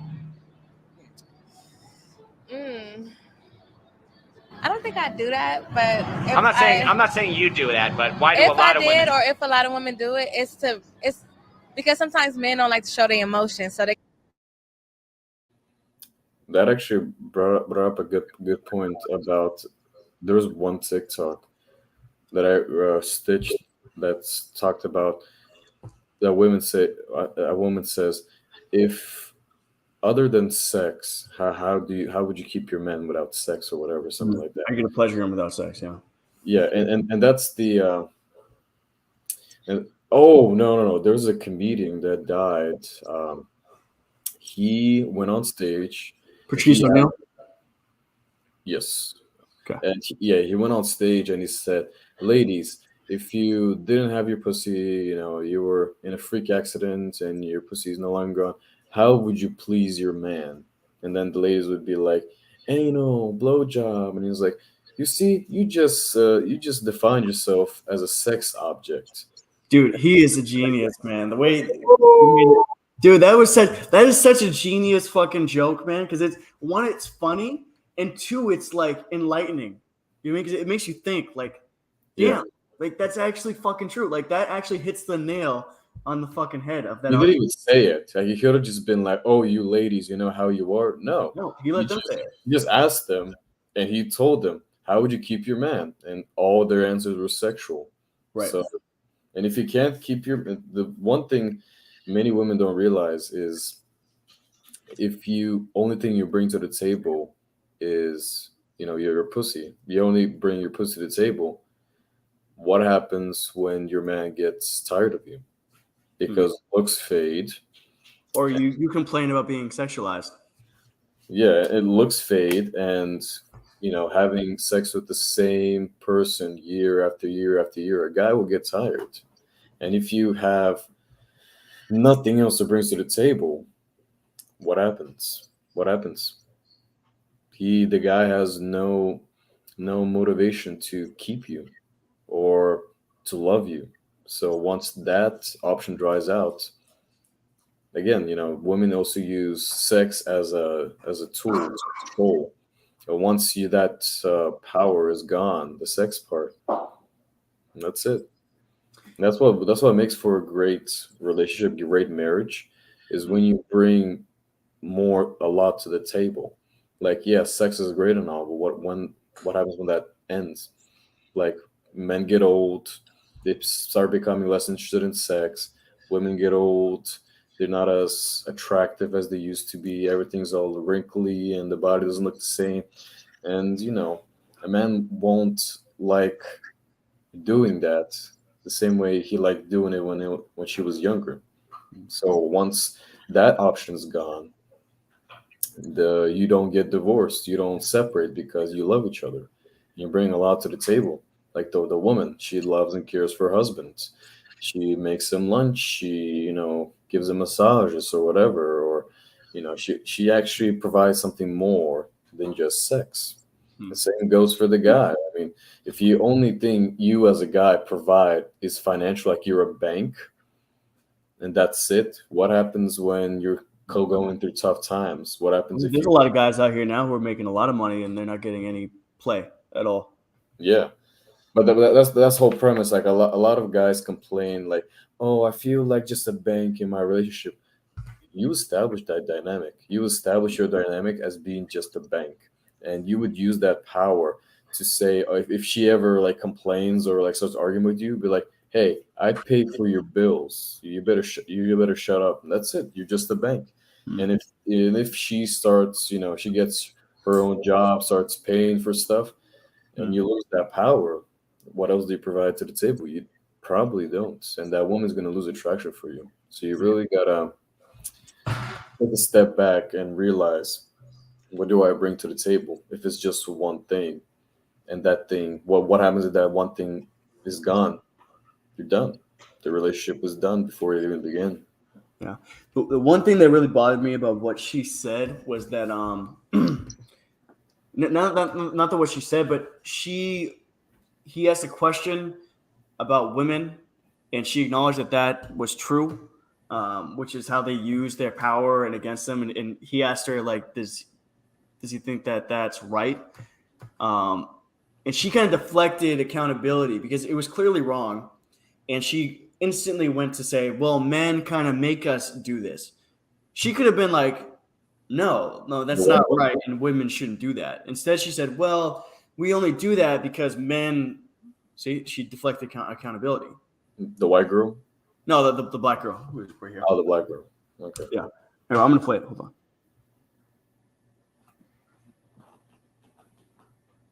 They kind of want to see that men beg, cry, sort of like come down from being macho and just, I'm a human, I have feelings too. Okay. Why do women want men to show their emotions when the man's feelings are typically the last ones considered and are often made fun of? Oh. Motherfucker gonna make me cry. Because we want to know they're there, It's like we got to know you have it. If we ever needed it to show, we need to know that it's there. Like, why is sex typically the first thing that's withheld when women don't get what they want? that's all that men want. So, Well, what does that say about what women actually contribute to a relationship? it says that we hold the power and we consent the sexual acts, So Isn't that the same thing as using sex as a weapon against men? it is, but we don't have nothing else to use against them. We're not stronger than them. Why is sex typically the first thing that's withheld when women don't get what they want? Manipulation. What does that say about what women actually contribute to a relationship? I mean, that doesn't mean shit. Sex doesn't mean shit about what. Well, once again, if it didn't mean anything, why would it be the first thing that's withheld?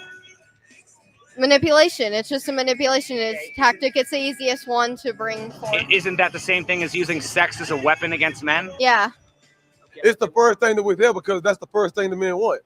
When we first meet a woman, we don't really want to get to know her. The first thing we want sex. Okay, well, what does that say about what women actually contribute to a relationship? 90%. Okay. 80%, 95%. When we see a woman, you're not looking like, oh, it's going to be my wife. You're looking like, damn, she fine. I'll fuck her. What is the longest you've gone without having sex? A month. What is the longest you've gone by choice without having sex?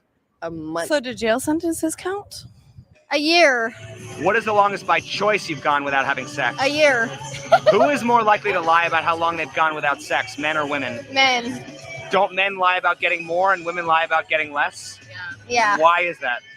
Because it's the stereotypes that they have against women that you shouldn't be having sex a lot. Who is more likely to lie?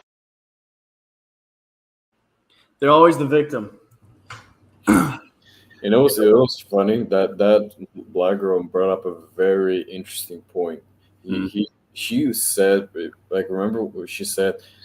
He said, "Why do women withhold sex and use it as a power?" And she's like, "Because we have nothing else." So that's a problem in and of itself because, well, firstly, that's the whole shtick is that women use sex, and if men controlled their urges, they would lose that power and they would have nothing else. And that's also a problem if the only thing you provide is sex and that's your only power, and that's all you got. That's pretty bad because it's the only thing going for you, and if you lose that, you're done. And that goes back to the whole thing, like, what do you bring to the table? If you as a woman, besides sex, also like in a traditional relationship, like you clean, you cook, if if he loses you, you use that, you can use that as lever. Like, he needs you because if he loses you, nobody's gonna cook, nobody's gonna clean, and his house is gonna be a mess. You know, But I think that the problem is women. There are very few women in the West that do something else for besides sex. The reason they think that they don't understand men at all. They don't know anything about guys at all. They don't know what our interests are. They don't know where we like to go, where we like to hang out. All they know is we like to fuck. Like, we really like to have sex. We really like to look at like asses and titties. That's all they know. That's the one aspect of men that they know. Right? They don't understand anything else about us. So they automatically they put all their value and all their eggs in one basket, which is the sex basket.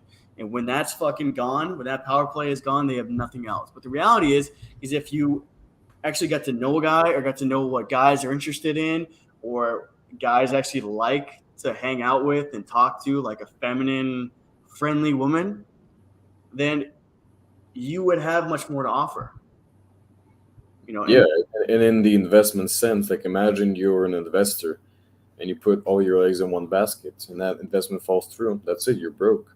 And same with what you bring to the table. If you only thing you bring to the table is sex, and that's how you know control men or make men notice you or have control of men, once that falls through, that's it, you're broke, you're done. Like, that guy is no, you no longer have a hole in that guy, and he will find somebody else. The same for the guy. The guy version is, if the only power you have is you're the bank, like, you pay for everything. What happens when you hit hard times, or you go broke, something happens, and you no longer can provide for your woman? That's it. You have nothing else that she would need, so you increase your chances of her leaving you. Unbound says they don't care for interests. If it doesn't benefit them, they don't care. It actually would benefit them. Like, I know what you're trying to say. Like, I don't believe women actually care for most guys. Even if they're in a relationship with them, I don't think that they genuinely feel love and desire the way a man can. But this still would benefit them because this would get them in front of a lot of the guys that they want to manipulate and they want to persuade otherwise. So even though it wouldn't be genuine, this would still be a good thing for those women to learn. Well, that depends who you're talking to. There's definitely many women like that, but there's definitely are women who are in healthy relationships, and even if they don't care about the guy's hobby, at the very least they at least try to participate and try to, you know at least act somewhat interested in the guy's hobby, so that They do that in the beginning, and then once they get you, then they change little things. like surgically they change. Like, hey, can you just not say that? Just the way you said it. Can you just not say it the way you said it? And like, okay, fine. Like that's not a big deal. I think I think there was a very old cartoon or it was a commercial or I don't know what it was. I think it was some kind of animation. No. Oh, it was a meme. It was a meme. Yeah, where the girl is dating a guy, and then just little by little, like you said, the little chips, she started chipping away at his personality. She's like, "Hey, why are you always wearing that anime T-shirt? Like, you should wear something else." Changes that. She's like, "Hey, your hair's too long. Get a haircut." He changes that. She's like, "Oh, I don't like your glasses. Change the style or like get contacts." He does that, and then at the end, she's like, "You know what? I don't even recognize you anymore. You're not the man I fell in love with." It's the shit test. They're trying to see if you're a pussy, man. Like they want to see like, are you gonna fucking stand your ground? You know what I mean? And then that also goes back to the whole like women try to change the man, but once he changes, he's no longer the man she fell in love with. So they're doing this very self destructive. And for the men to also to stand their ground, like if you are who you are, and she says change this, you're like, okay, queen, whatever you say. No, you're not a real man. You have to stand your ground. You have to have your boundaries. You have to know who you are. And if she doesn't like that, then she can kick rocks. Yeah, you say no. You say no. No. I'm not sure to that. What a lot of women actually will do too, which I do not fucking like. And if a girl does this, I would personally recommend she's fucking dunzo right away. If she corrects you in front of other people in public, that's a fucking done. No, that's a zero tolerance policy. No, she does not respect you. If she does that, she does not respect you as a man, and that relationship is bound to That's public shame. Not be the best. Yeah. No, you want what you really want, and women understand this, and guys do that for other guys too. What they do is you're supposed to make the person you're with look good. Yeah. No, you're with a woman, like this is my lovely girlfriend, lovely wife, or the fuck, like this is where she's from. She like volunteers with kids, or the fuck. Guys tend to boost the person they're with if they like them up. You know what I mean? So for a woman to fucking correct you on something, usually something small and tedious too, that's some bullshit. Don't put up with that shit at all. What many men don't realize, especially the very like the cucked guys or like the nice guys and whatever, what they don't realize is if a woman tells you to do something and you tell her no, like you stand your ground as a man, she won't like that, but she will respect you for standing your ground and telling her no, especially if she's used to, men always doing what she wants or she's telling them. Just imagine you're a woman and you're used to commanding all these guys and you have, very dominant energy, like a lot of Western women have. Yeah, I don't like that. Come across that one guy where you command him, he's like, no. Suddenly, she's feeling challenged. So either she can start butting heads with you, or she can submit to you. And in that sense, I kind of understand women who say, "Oh, I'm dominant until I meet a more dominant man, then I'm submissive to him." Like I kind of get that, but at the same time, if you're a dominant woman, don't be surprised if you will only attract submissive guys, or you won't find a dominant guy who finds you attractive, because dominant guys don't like dominant women. No, they don't. You wouldn't be in that situation to begin with. So a dominant woman is going to attract a guy who's kind of quiet, skinny, kind of nerdy, and he wants like a mommy. Yeah, or if a dominant woman comes across a dominant guy, the dominant guy will just see that and be like, "Hell no, I don't want that." Yeah, gross. I don't want to date a dude. Yeah, and you won't even get to that point where the woman tells you what's something to do and you say no. Like you won't even get to that point because the man won't even be in that situation because you'll see who she is and you're gonna be like, "Hell no." Why would I want to she's more of a problem than the guys that guys are dealing with. She's more of a fucking hassle than like at least a guy, like you talk to them or if you're above him, you tell him what to do. He might ask a question, but he's not gonna bitch at you for the most part. You know what I mean? With a fucking dominant woman, she's gonna like question you, being like, you can't tell me what to do, this, that, the other, just a complete fucking like rebel. Like It also you depends. can't have that in your home, in your life. Like it's stress. You don't need it. Yeah, it also depends what kind of dominant woman you are. Because if you are just not non-budging, you're dominant, and you're never going to succumb or to, step down and let a man lead, then you'll never attract a dominant man. Like, at least if you're a dominant woman until you feel safe enough to be submissive with the man.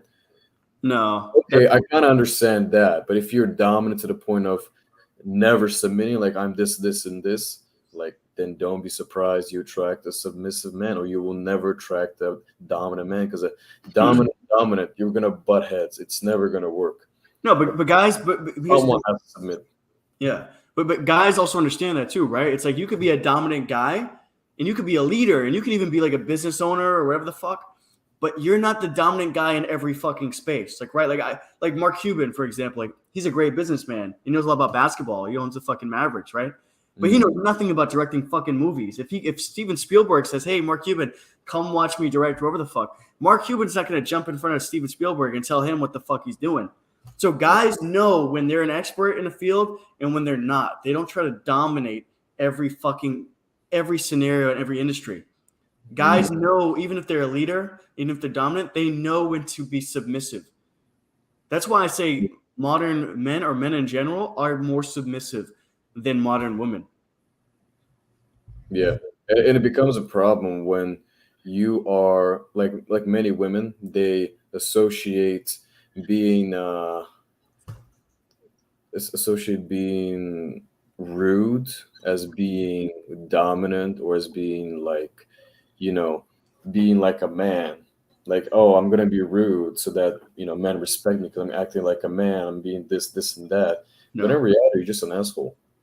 You don't have to be an asshole to be dominant. There are dominant men who are just the nicest people, the most accommodating. The difference is they have leadership qualities, and they control the room. They exude this confidence, this leadership, and just this, leader mentality. And followers and the people, they see that, they want to follow him. You know, another reason why men will never respect a bossy, domineering woman, it's because when there's a guy who's bossy or domineering, you can at least have some respect for him because he has balls, right? Because with guys, there's always that fear, this guy's going to punch me in the face, or I'm going to get my ass kicked. It's very easy for a woman to walk around a group of guys and be domineering and be rude and be disrespectful because there's no imminent threat of violence towards a female on average. Because even if one of those guys acts out and maybe throws a punch or jumps at her, the other men within that group are going to protect her. That's why me personally, I don't have any respect for like, oh, I'm a woman in this fucking industry or in this tough, like manly man. It's like, you're a cheat code. You're a fucking, it's like being the queen or the prince, like, and telling me like how tough you are because you just fucking killed off a bunch of peasants. They can't touch you, so you can run your mouth and be disrespectful. You cannot be touched. You know what video we should watch? We should watch the video of the woman who became a CEO and no longer hires women in the IT. Oh yeah, I seen her. Yeah, I seen her. Well, let's. We've been ranting. We got to finish this video. Hold on. Oh yeah. Yeah. We're being women now. Ugh. Lie about how long they've gone without sex, men or women? Men. Women. Don't men lie about getting more and women lie about getting less? Yes. Yeah. Why are women who sleep around seen as sluts while men who sleep around are seen as studs? Because of the world and the stereotypes. It's society and how they feel like a man who gets more as a player and a woman who gets more as a slut. Like a man's value increases and a woman's value decreases. Okay. Could it be because it's easy for a woman to be a slut? I mean, it is easier. Could it be because it's easier for a woman to be a slut? All right, real quick. And yes, it is. It's because it's fucking easy. Any girl, 3 out of 10, walk down the fucking street, most guys will say yes to fucking you right then and there.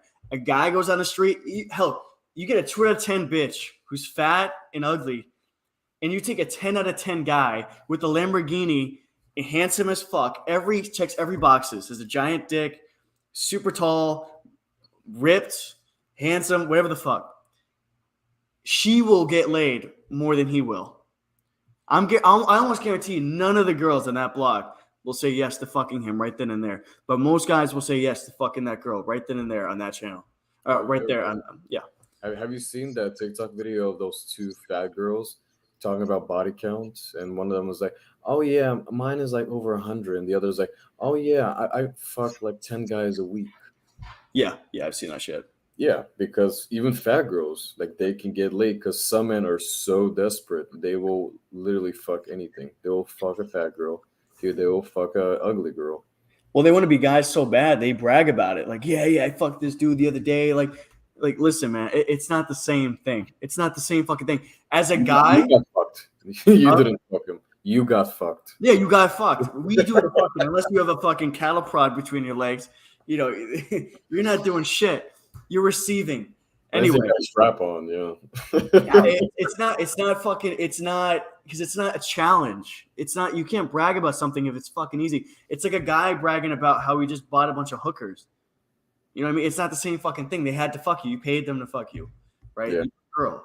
That's why I also like to be fair and say just because a guy said, "Oh yeah, I fucked these many girls, 100 girls, 200 girls," I will not automatically assume he's like this role model, a stud, because what quality girls are they?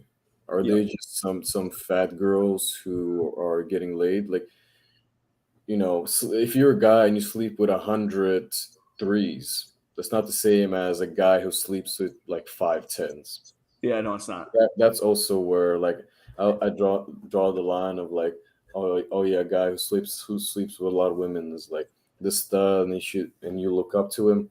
Depends, because quality over quantity. Yeah. Also, what's gonna happen too is when you're fucking these girls in that area, they all talk and they know each other, right? And they tell each other who they fucked or who they're fucking, and then they say, "Oh, I know so and so," or "I heard about so and so." Word travels fast, and if you're seen in public with these girls, that affects you. That affects your, because the way, if girls see you with the fucking 3, and in their mind, you're like, "Nope, he's not even. You're invisible." But if you're even if you're an ugly guy and you're with a fucking 9 or 10, it's like, "Ooh, this guy must have something going on. This guy must have something going for him. Why would a 10 be around this guy if he does? He must be someone important." That goes back to the notion of like of guys, like their partner is a representation of them, you know. So that's why men look for, you know, they focus on looks when they're looking for a woman, as opposed to a woman. She doesn't put looks as a priority, because the woman you're with, it's like a status symbol. It shows your status. And if you're a man with a 10, automatically guys and girls are like, oh, why is she with him? Especially if he's like much lower in attractiveness than her. He's like, wow, what does he have that makes this 10 out of 10 want to be with him? The guys are like, oh damn, this guy was winning in life. This guy has something going on. This guy has something about him. Like, yeah, you know.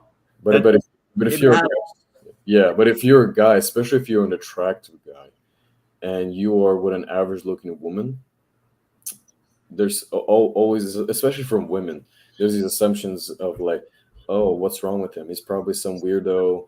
Why is he attractive, and why couldn't he get an attractive girl? Why is he with a ugly girl? There must be something. Yeah, they're gonna find something wrong with you. Like, it must be this, it must be that. Yeah, but in reality, it's like, you know, she might not be attractive, but she's your piece. You found your piece, and you don't care, and that's who you want. But yeah, but guys definitely look at you like that. Guys definitely look at you like, especially like if you're, depending on the circle you're in, you know, a certain level of guys, more attractive women elevates you socially, right? And if you want to get into a different friend group, people look at you for social status, and I think that they definitely help, and it matters. What does Pasquale mean? What happened? Pascal? Yeah. y'all been watching a little too much red pill content. Not saying that you're wrong. What I'm saying is that this lowers your chances of having great relationships with women. You must have just joined in. I don't really think you're actually listening to what we're saying. I think you just joined mid conversations. Like, Yeah. guys. I don't know about you, Pascal, but I feel like we're talking some real shit here. I mean, is it wrong that a man gets judged by the woman he's with? How is that wrong? Do women not judge?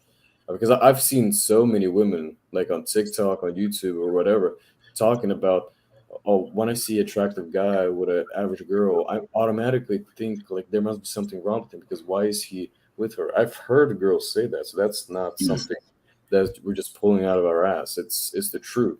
And when you judge a guy by what woman he's with, and guys will also judge the guy, be like, oh damn, look who you got. Yeah. So, the problem is we're having the conversation. You're not supposed to have the conversation. You're not even supposed to talk about it. To be fair, I mean, you can like just say, I don't care what other people think. Like that's true, sure. But we are talking about public perception, what other people think. And if you are a guy with an attractive girl, public perception will be different than if you're an attractive guy with an ugly girl. Because there will be judgments made, and you will look much better if you have an attractive girl with you, especially if you are, an average guy with an attractive girl. Suddenly, it's like, ooh, what does he have that makes that girl be with him? Yeah. Does he have money? Does he have a big dick? Does he fucking? Is he? I don't know, what's going on? Does he have a good job? That that makes him wonder. But at the end of the day, your own personal satisfaction matters more than what other people think. So if that girl is average looking, but she makes you happy, she's your piece. Who cares what other people think? It's your life. You are starting this life. You're gonna have a family with her. You're going to be having kids. That's your life. But if we're talking about public perception, then that's the truth. That's how you're gonna be judged on who you're with. So, all right, let's finish this.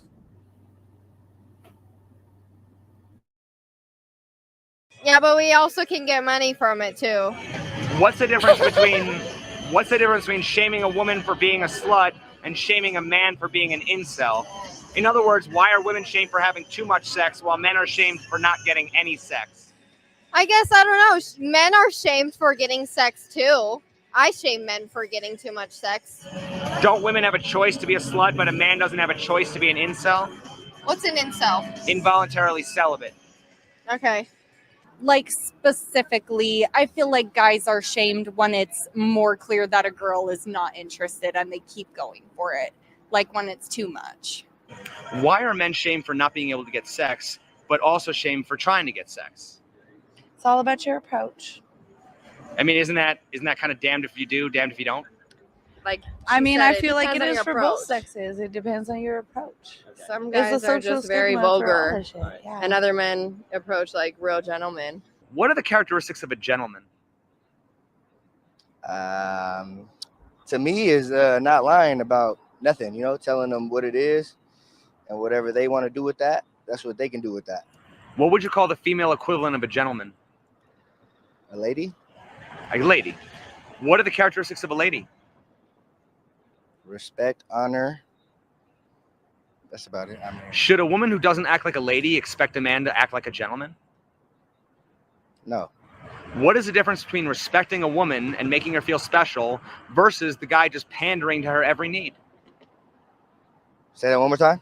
What is the difference between respecting a woman and making her feel special versus the guy just pandering to her every need? What is the difference? I'm going to give her what she needs, not what she wants. And what is that difference? Can you elaborate on that?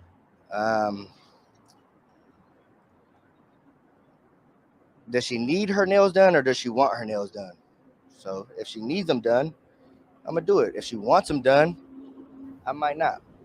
Pause. If women weren't slut shamed and were actually celebrated for being a slut, would they still play hard to get?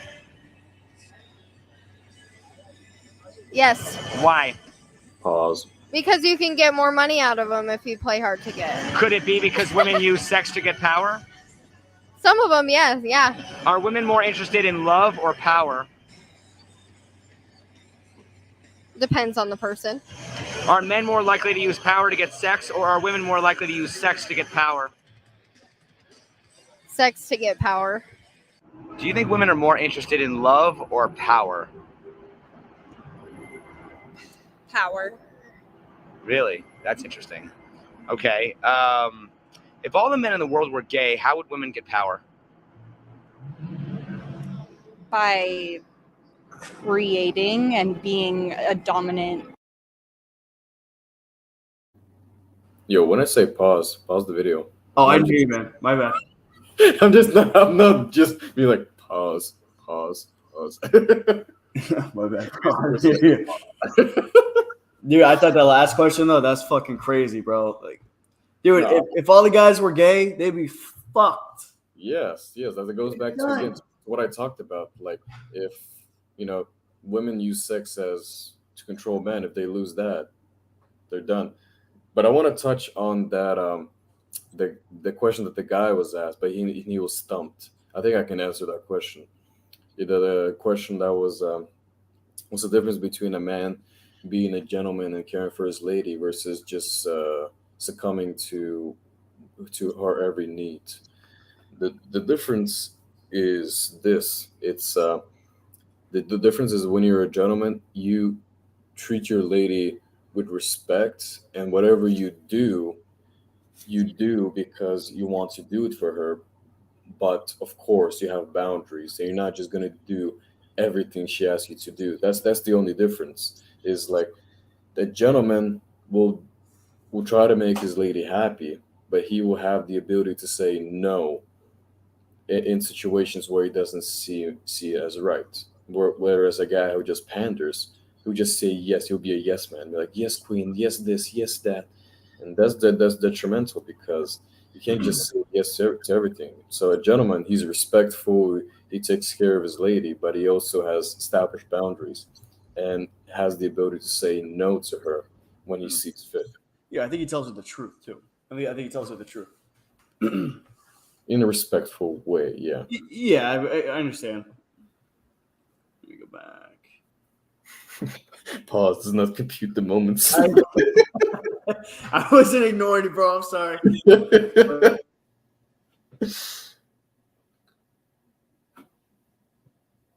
I'll just do this from now on. Force in society and government and leadership and influence. Since men aren't all gay, where do women actually get their power from? Since men aren't all gay, where do women actually get their power from? We said it earlier with the sex. Controlling Okay, that. so can we agree that women get their power by manipulating straight men? I mean, don't women have power because men give it to them? If all the men in the world were gay, how would women get power? Sheesh! Say it. Hold on, say that one more time. If all the men in the world were gay, how would women get power? Since men I don't fucking know. Money shit. Since men aren't all gay, where do women actually get their power from? They pussy. So can we agree that women get their power by manipulating straight men? It depends on the individual, but yeah. Okay, don't women get power by using sex as a weapon against men?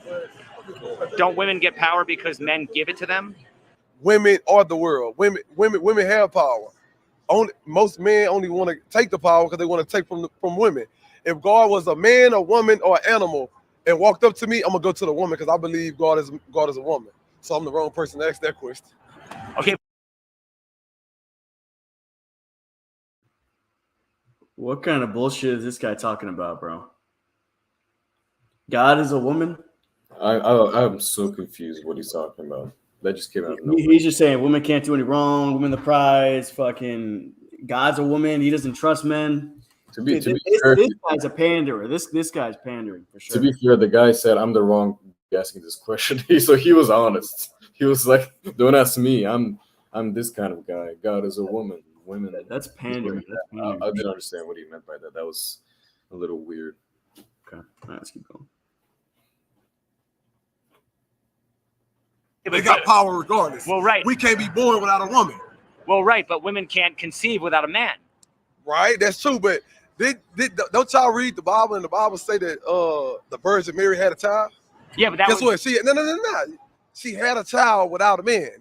Right, but that happened. That's power. But that happened one time. Has it ever happened again since then? It said that a snake talked to Adam and Eve in the garden. I ain't seen a snake talk since I've been alive. So at the end of the day, men give women their power, right? So aren't women biting the hand that feeds them when they say men are toxic, men ain't shit? Definitely. I have Okay. to agree with that. Is that smart? I mean, are the women smarter if they're doing that? No, it's not smart, but it's sort of like a dog. It's like dogs are messy. Dogs make, a lot of noise, but at the same time, everybody wants them. They're still that cute, cuddly moment. So it's same with men. And finally, what? They think of men as a cute, peddly dog. Yeah, I didn't get That's a that. great That was comparison. a very weird moment. What the fuck, man? Yeah. But I didn't understand the guy's point. I don't understand what he was trying to make. What point with God and religion? I still don't get what he's trying to say. I think he was just pandering to women. I think that he just knew people were going to see the video, and he just wanted to I mean, did you see his nails? I did see his nails. Yeah, the long I ass. saw those nails. I was like, yeah, okay, I know who I'm dealing with. He has some horse teeth too. They're white though. They're pearly whites. Yeah, they were white as fuck. What advice would you give to the men that don't trust women? You don't trust yourself. And you need to start trusting yourself so you can trust her. Because not all women are bad.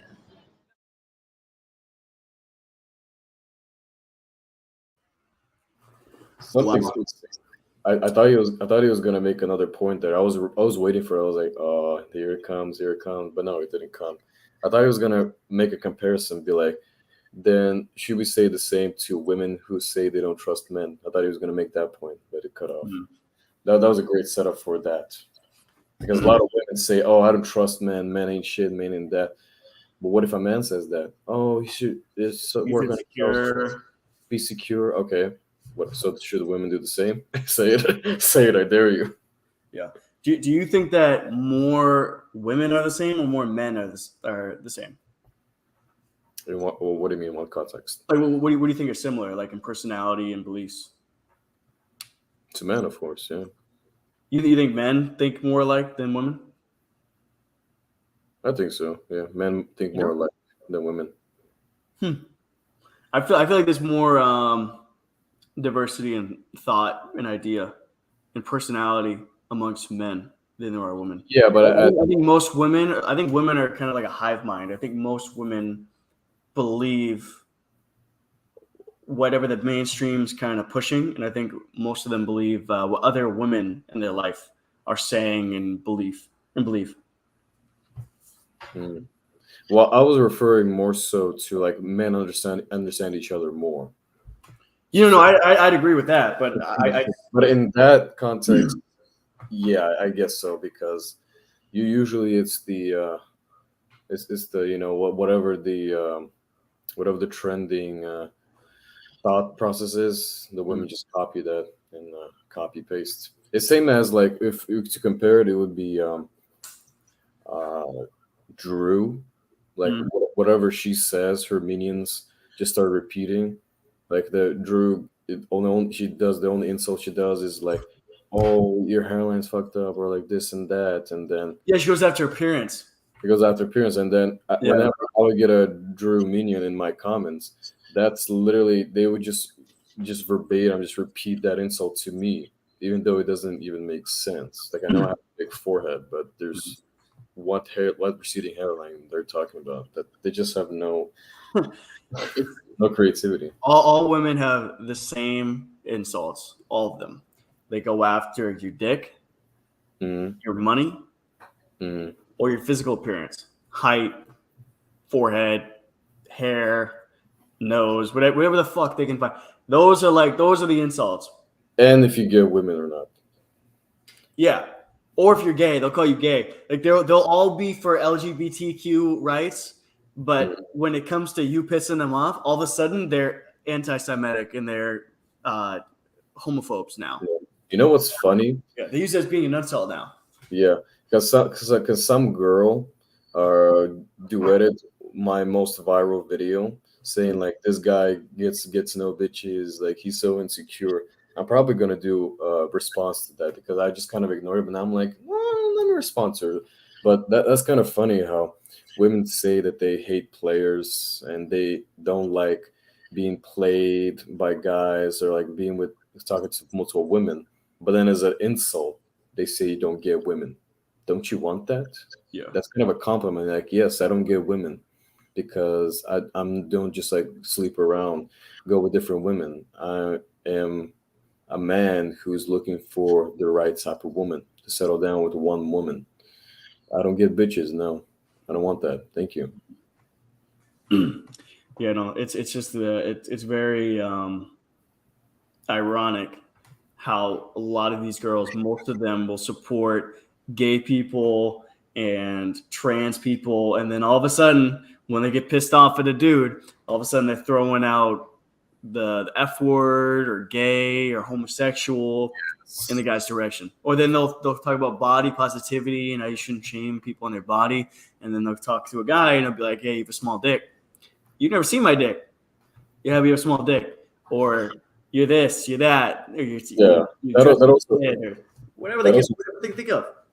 That also brings up a good point, yeah, because women say that they're inclusive, they're body positive, and they're all for LGBTQ. But once it comes down to insulting men, of course, they're insulting their sexuality. They're calling them gay as if that's negative. If you're using sexuality as a negative, you are basically insulting all the gay men that exist. So that's one. And secondly, when they body shame men, they are they're body positive, but they're also start shaming men, like whatever they have down there or whatever happening with their complexion, like maybe they're fat or maybe they have a receding hairline.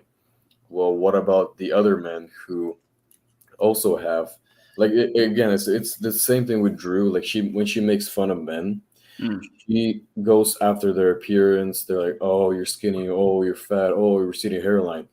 Yeah. What about the men who are decent, who are like given some of the men they should do are kind of like misogynistic and whatever. But what about the other men who are decent men or like maybe they're even like feminist or they're gay and they follow Drew and they also suffer from that condition? How do you think those men will feel when Drew is making fun of some guy with receding hairline? But then she also has a fan who also has a receding hairline. You're basically insulting him too. You're not only insulting the guy in your video, you're also insulting other guys who suffer from that condition. So you're just a bully. Like Drew is just a bully. She even said in her latest video, like, "Oh no, I'm not trying to educate these men. I'm just trying to, Saw that. put them down." So literally, you're just a bully. TikTok has given a platform to a bully who's not responding to this man to teach them a lesson or to help them better understand why they're wrong. No, she's just being a bully. And that's not being helpful at all. And whatever she's bullying them on, that's counterproductive because then she's bullying others who also suffer from that condition, who might support her or who actually might be decent. So to think that TikTok is giving Drew the platform and they don't ban her and she's verified and they even has Tinder at one point had her come on and do interviews at a festival, but then guys like Andrew Tate, he gets banned even though he just says what's on his mind. He doesn't bully people, he doesn't insult anyone, he just speaks his mind on different topics, whether it's dating or sports or whatever, and then he gets banned. Well, in that case, Drew should also get banned because she's basically just being a bully, and I'm pretty sure that's against TikTok guidelines to bully and harass people. That's literally in their community serve in their rule book. Like a video and an account will get taken down if it's bullying or harassment, and that's the whole platform of Drew. Yet she still has a platform. She's verified, and she gets sponsorships and TikTok has not removed profile, and I think that's crazy. She's a woman, you know. Yeah, I think the truth of the matter is, I think Female privilege. Exactly, and I think most of these women, honestly, I think most of them hate men. I genuinely think they hate men, and they don't have any good intentions.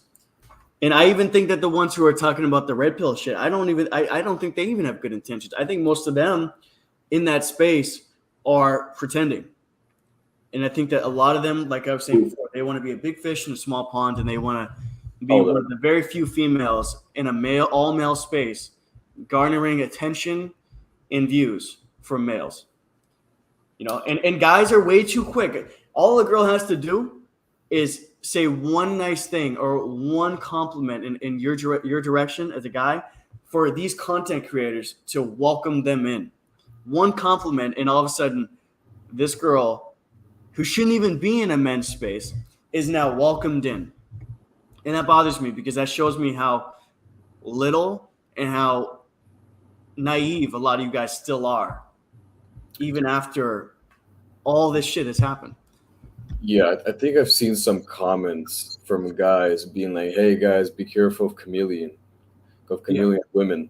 Like, you know, those women that just say whatever they need to say to pander to men, but don't actually live by those standards. So that's brings up a pretty good point. Like, you should be very skeptical of a woman who holds those views. Like, yeah, sure, she could hold those views, but she could also be a chameleon who's just doing it for the content and for the attention and to pander to guys so they give her compliments and you know, give her followers and engagement, and she has a platform, she can make money off of it. But in reality, she doesn't actually believe that stuff. She just says it because there's this vacuum, there's this deficiency in the red pill. Like, there's literally almost no women in the red pill. It's all men. So when a woman comes into the red pill, suddenly she's this odd man out, and she's unique and special, and all these red pill men, of course, are going to jump on it and will follow her and give her. Which is a mistake. It's a mistake.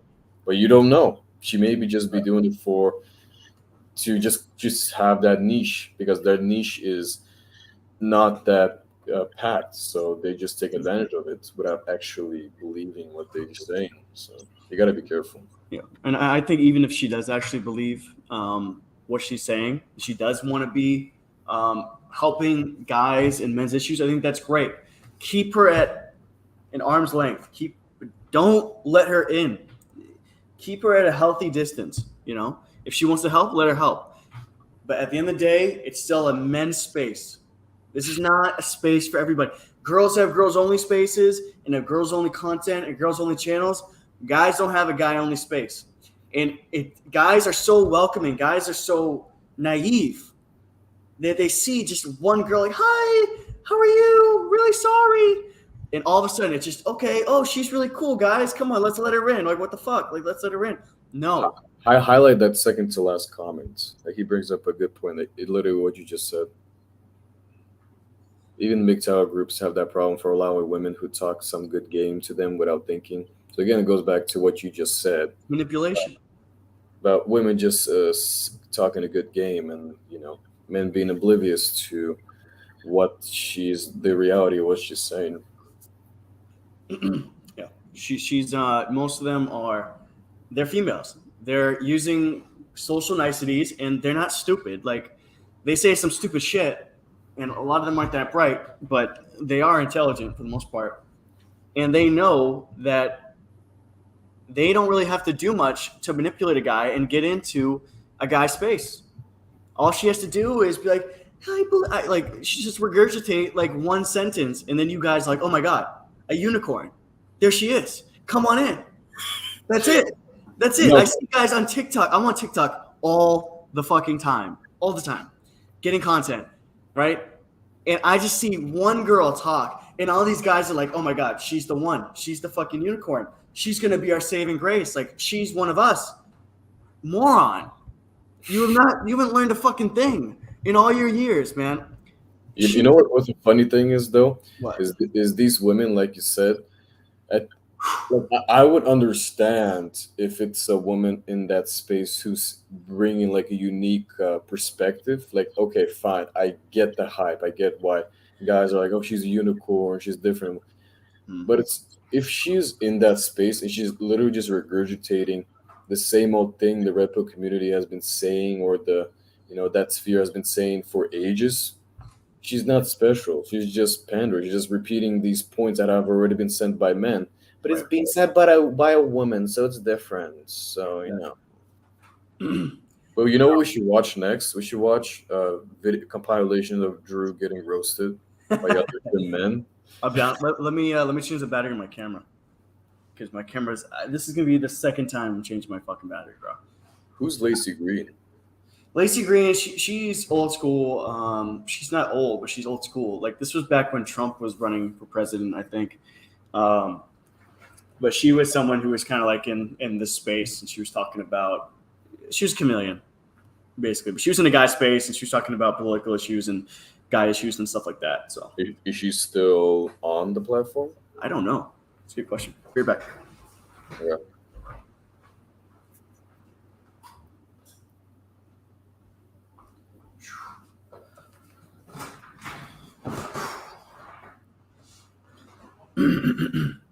All right, let me change my camera.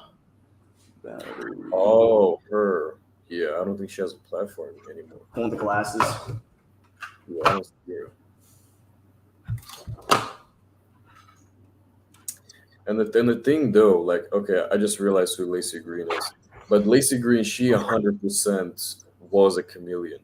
Because if you knew her from before, because I knew her from before she transitioned, she was a full-on feminist, and she would make content for women, and that typical feminist content.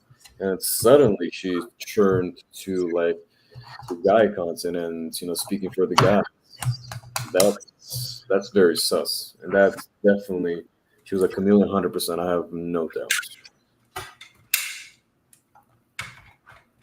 Sex ed. Yeah.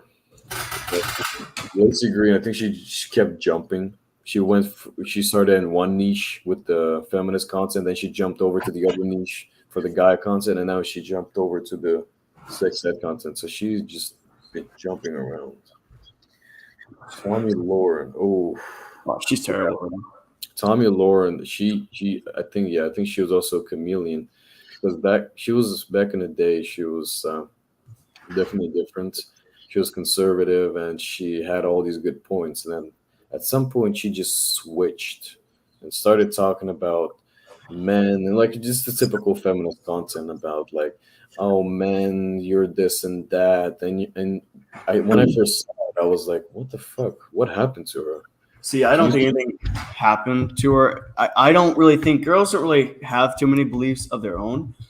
I think the reason why girls pick up a certain ideology is because there's a certain type of guy that they like who believes in a certain ideology. So like if a lot of these girls became conservative because a lot of the guys who were conservative were attractive to them.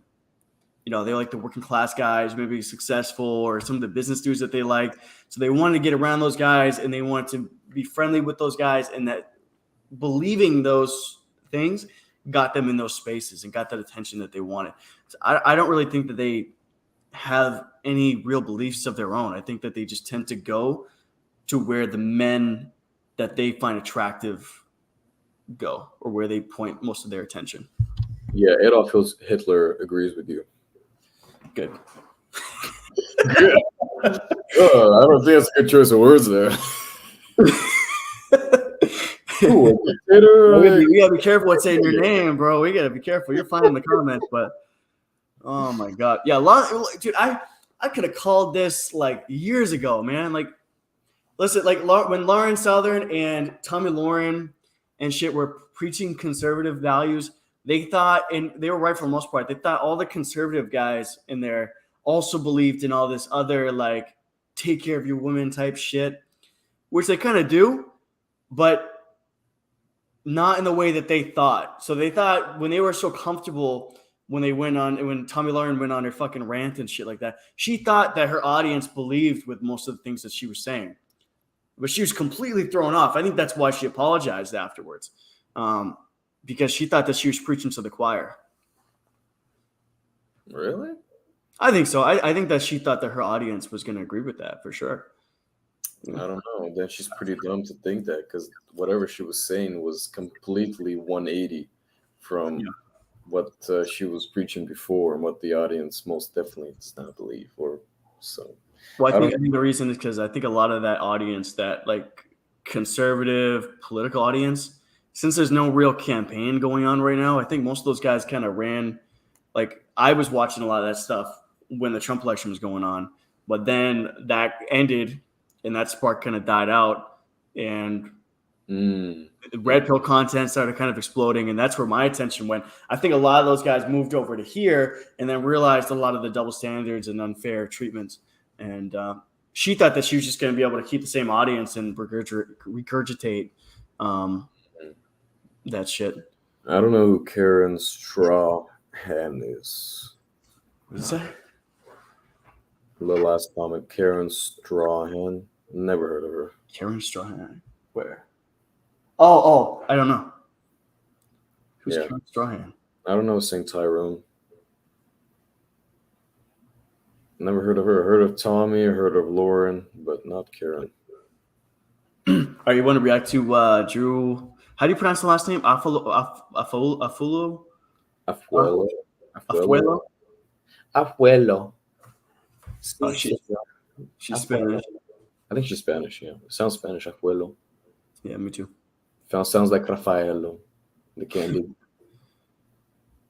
She looks like Shrek. Oh yeah, you guys don't know about the OG European candy, Raffaello. Nope. So good. All right. Best of Drew. Should we watch the best of her? But this is 39 minutes long. We'll watch the first 10 minutes. What's first? Wait, hold on. I found a shorter one. Oh, no, never mind.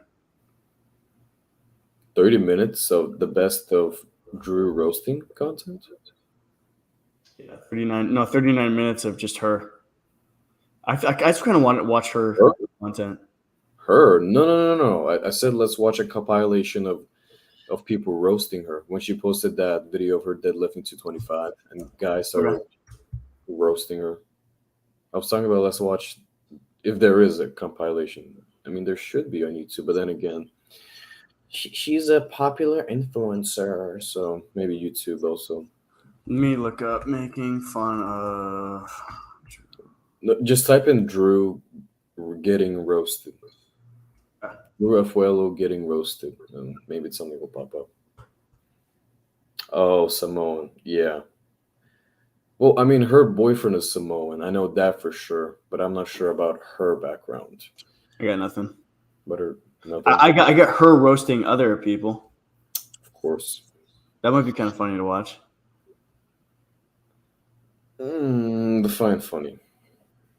It's just interesting. Drew versus the Fresh and Fit podcast. That'd be interesting. This one's 2 minutes long. Might as well. I don't think she ever went on their podcast. I don't know what's gonna happen. But she's watching TikToks of it. Oh, TikToks. Okay. All right, let me share it. Drew Afuelo.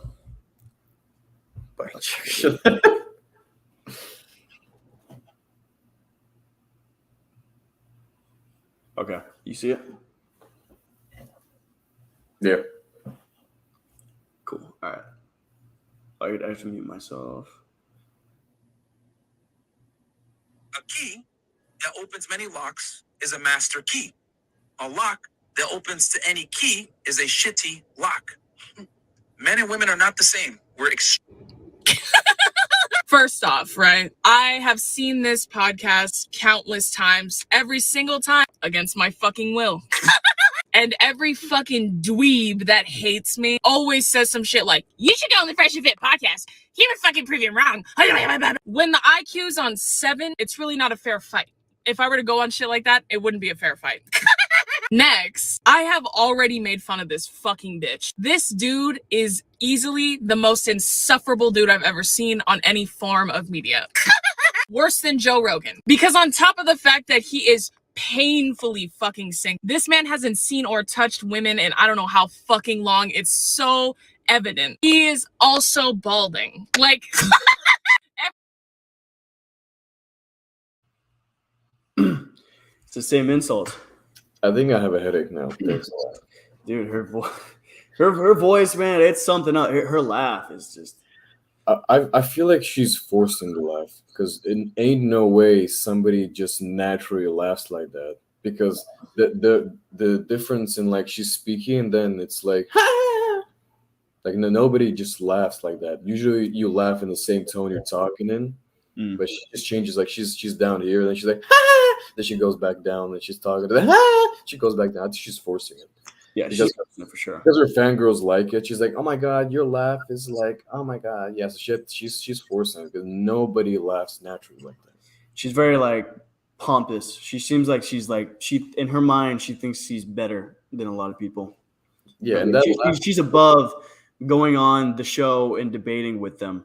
You know, yeah, like it's not even like a cool laugh. It's not unique. It's not cute. It's not funny. It's just it makes me angry. What is it? Yeah, it's like a loony bin laugh. It's like if somebody got locked, you're going to visit somebody who's crazy and got locked up, and he's like locked up like this. That's how he would laugh. It'd be like, yeah. Everyone's gonna die. Like, no, you know, she actually laughs like fucking Pennywise the clown from It. Dude, no, even worse than that. Spot on, bro. That's like exactly like it. No, at least his laugh is manageable because he laughs like she's like like she opens. No, it's worse. It's worse for sure. I'm just saying, like, if I'm gonna compare, I'm comparing to that one for sure. That's. I mean, if you're talking about to go with closeness, then yeah, it's definitely closest anyways. But as far as like irritating, yeah.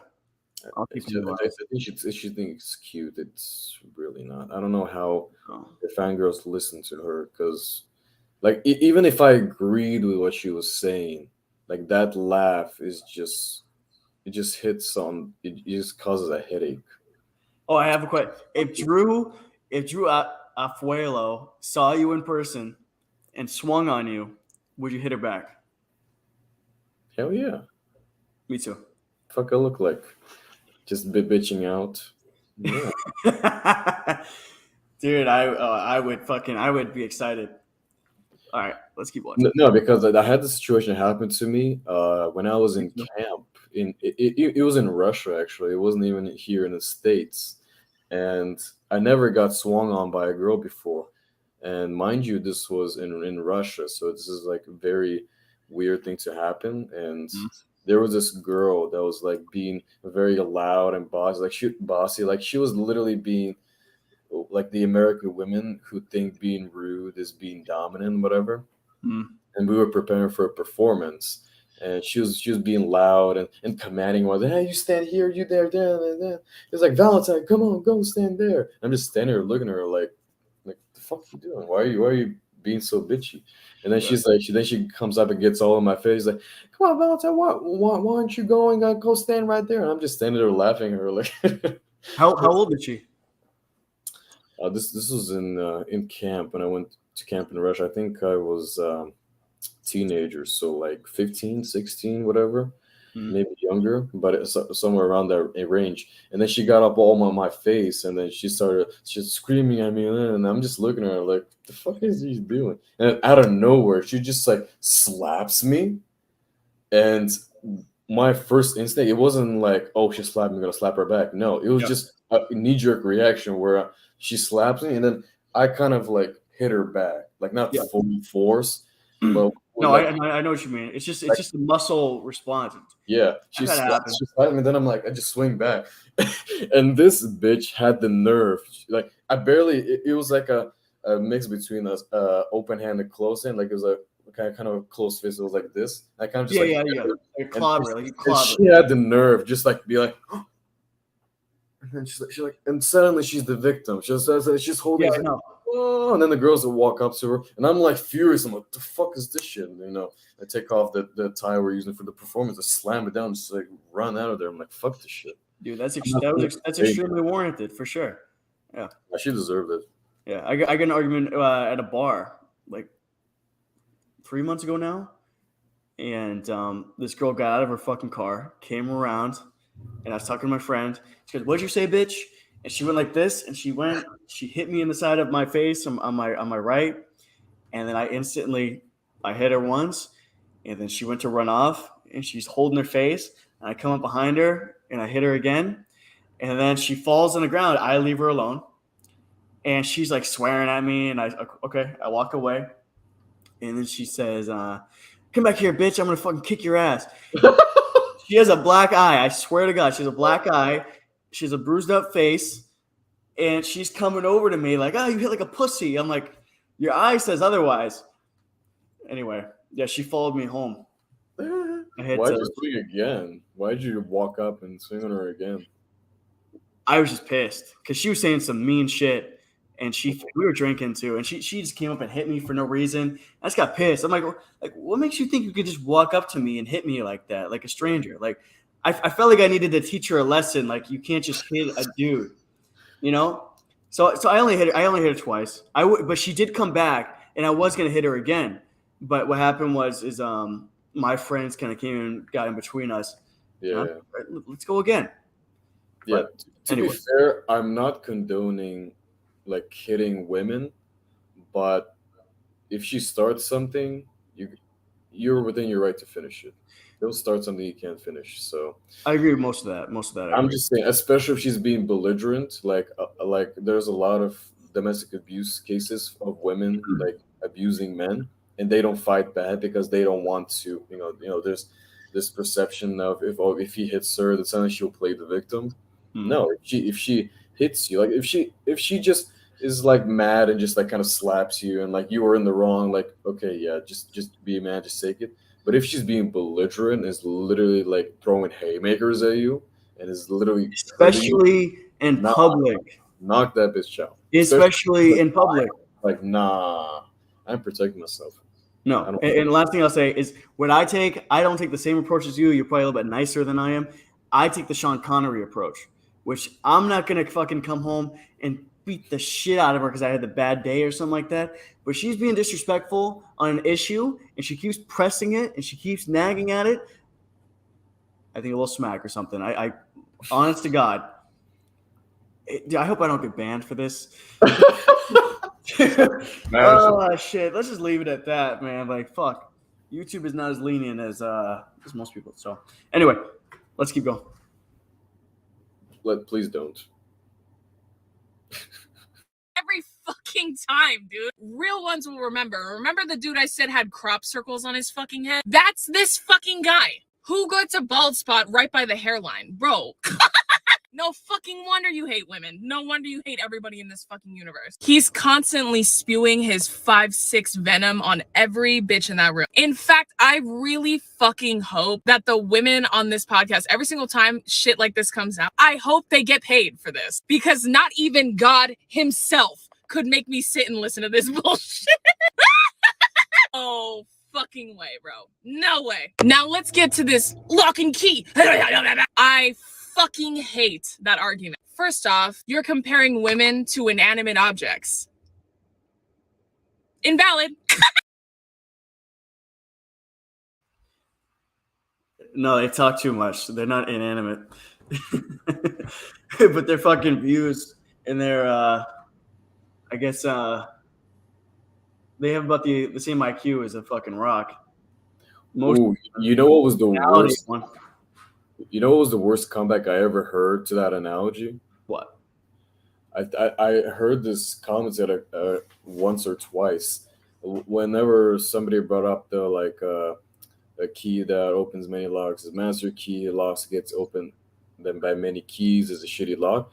And then some girl said about she used an analogy with a pencil, saying like, oh, like the more you sharpen a pencil, the smaller it gets, or the more used up it gets. And I'm like, how is that even comparable? That analogy makes zero sense. As if like the more you sleep around, the more used up your pencil gets, and then gets small. That I still trying to understand that comeback. I'm still No, trying to I saw understand it. how that even makes any sense. Hmm. But Well, yeah, I think Fresh and Fit has a good point. I think that her saying that, oh, I wouldn't even go on that podcast. God itself couldn't get me on that podcast. Like she's above debating people, even people you don't like. Like the least you could do is have a conversation. You're both like big on the opposite side of like the debate spectrum. You know what I mean? Like you could at least come together and talk about it. You know what I mean? So debates. You think yeah, of I don't think but that's the thing. I don't. I think it's cowardice on her part. I don't think that it's because she's such a great debater, or she has like these great points. I just think that I think it's cowardice. I think she's afraid to go on there and debate them. To be honest with you, I think she's afraid to be put in the spotlight like that by the other side, by someone who doesn't agree with them. definitely. So, But even still, like even if she does go on, like I think that she'll just resort to insults. Just insults. Yeah, she Hmm. she will she will. I don't think she's even gonna debate you. Like if she goes on there, she's not gonna debate. Like one of two things is gonna happen. Either she's gonna pussy out and she's just going to remain silent when on that podcast, or she's just going to resort to insults and thinking the louder you are, the more right you are. Yep. That's literally what's gonna happen. There's not gonna be a productive debate going on. It's either insults or she's gonna be intimidated by the whole situation and she's not gonna say anything. No, So I would imagine her getting over there, and it would just be her. It would be the two of them and her, and she'd be sitting there, and I bet you she'd be pretty quiet. And whenever she did say something, it'd be an insult about their appearance or how they're misogynistic or whatever the fuck. It would just be like key words. It wouldn't be like an actual conversation or debate. Because Fresh and Fit, for the most part, like you get those little tidbits and those little highlights and shit on TikTok. For the most part, though, they're pretty respectful and they ask good questions, and they don't really get to that point unless people on the panel are being pretty rude and disrespectful to them. So I know people have a lot of problems with Fresh and Fit, but that's kind of my view on the whole situation. yeah, and the difference between Fresh and Fit and Drew is at least Fresh and Fit they have some experience with having dialogue and asking questions and answering questions. Mhm.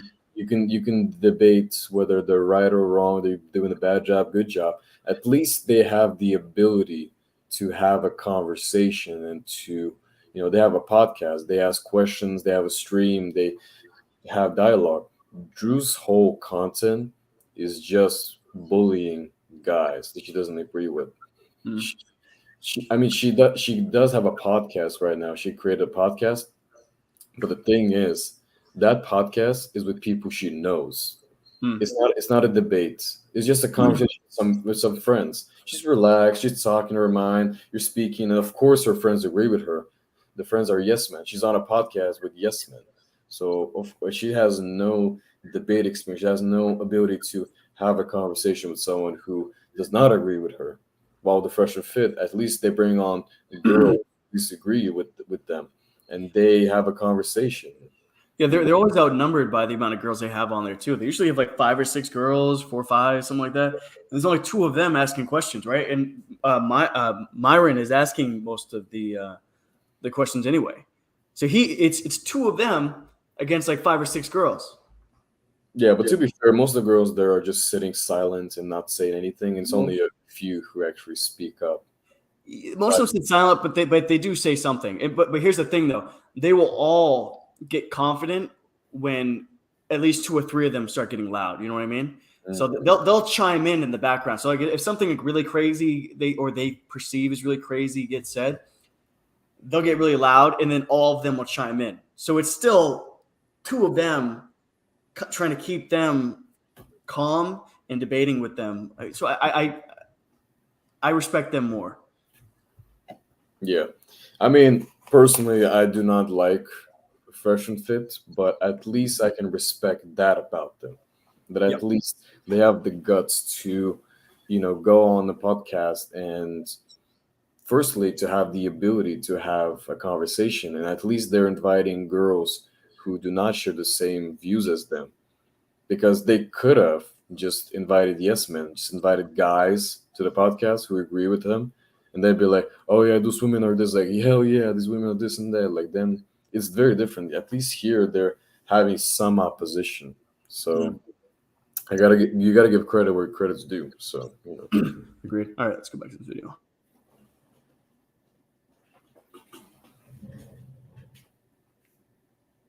Doesn't count automatically. That's 1. 2. Let's entertain the idea of a master key. Who are the only people in professions with a master key? Janitors, right?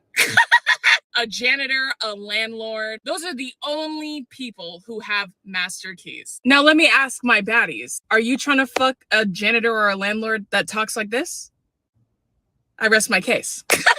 Next, if we're gonna get technical, right? The only time one lock has multiple keys is if someone goes to a locksmith and has them made, right? So anytime some balding ass bitch says this argument, it's because they're mad that they didn't get a fucking copy, bitch.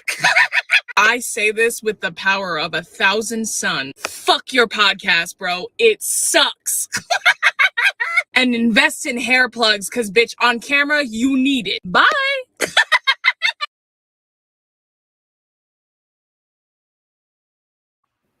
And it was funny. She thought she did something.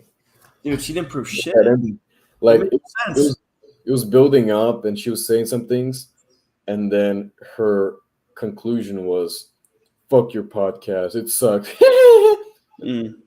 That was her comeback. Really? See, I would like.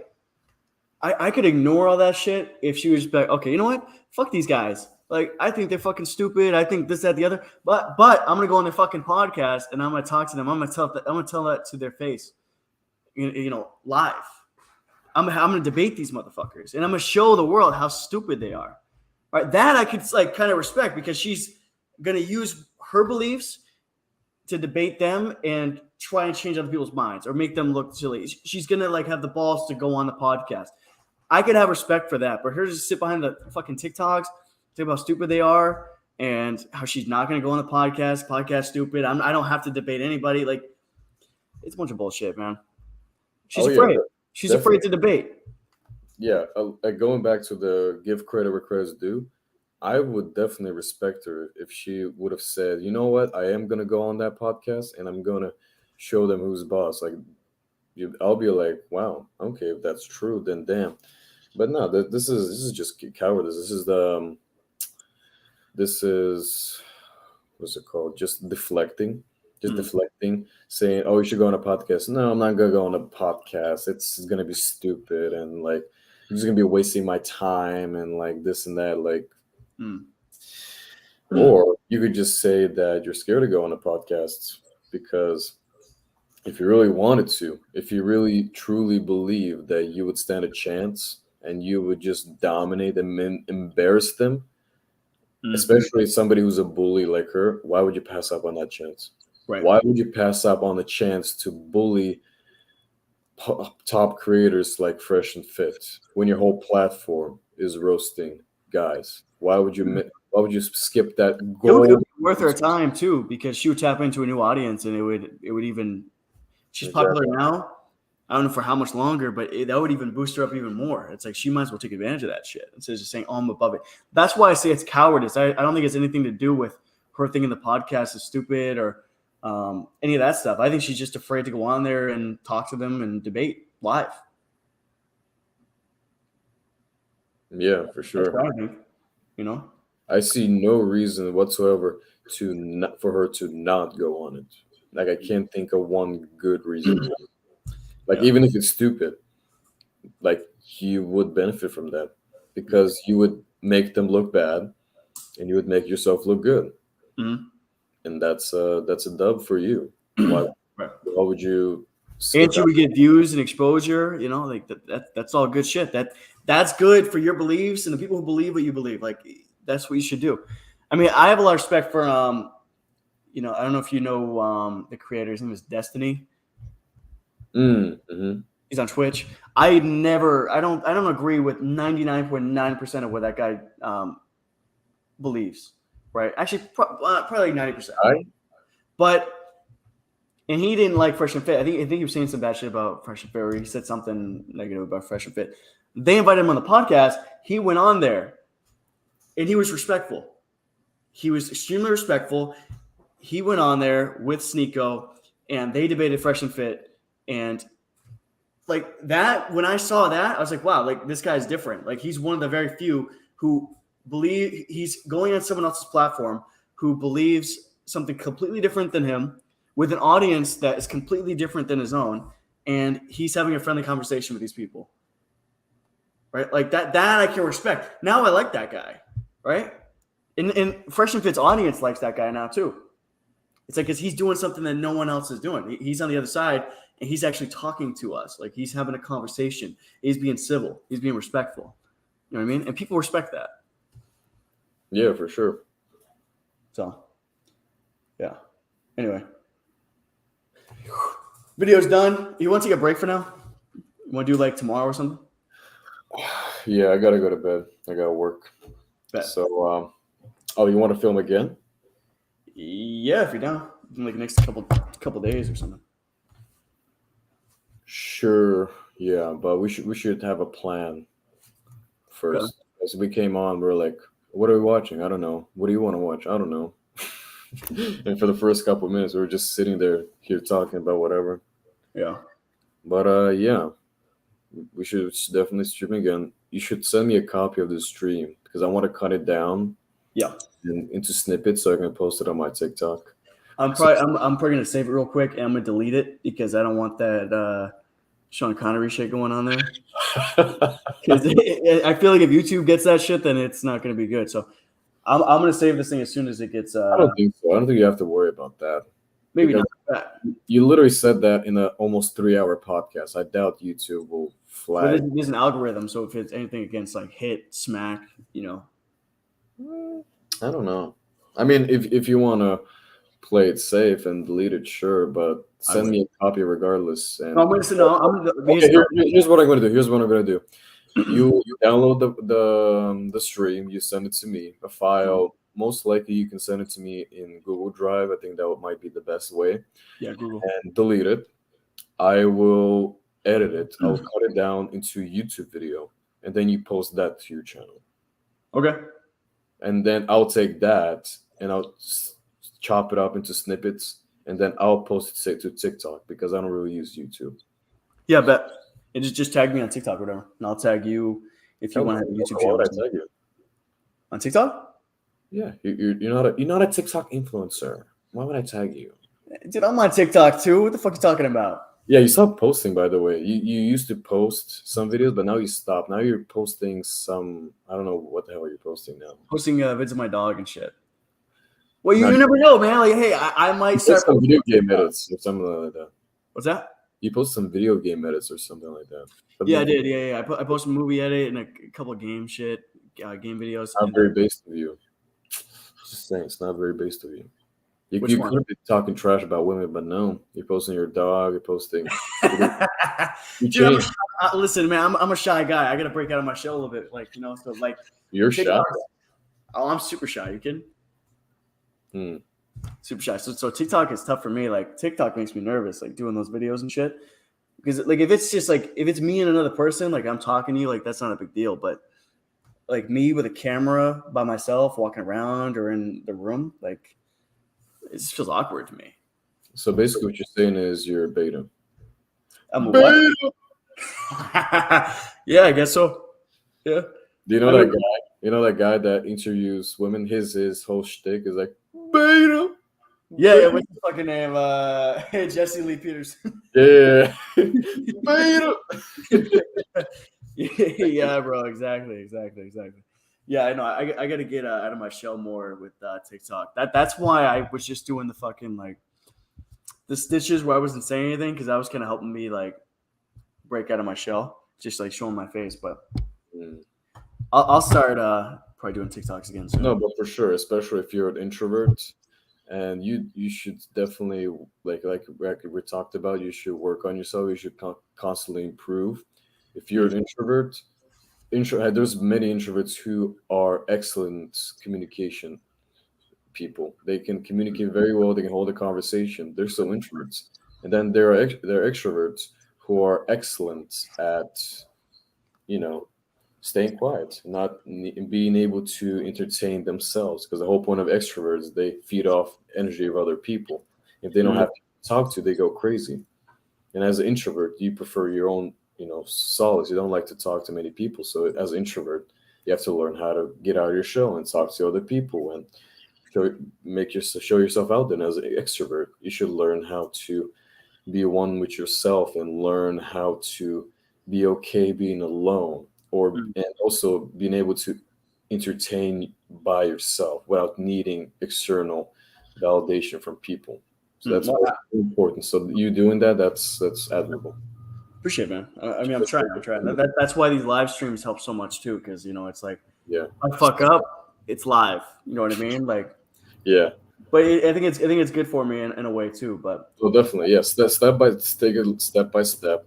As long as you don't give up and just be like, you know what? No, I'm too nervous. And it's like, just take it a little step by step, and before you know it, you're gonna be you're gonna be unrecognizable.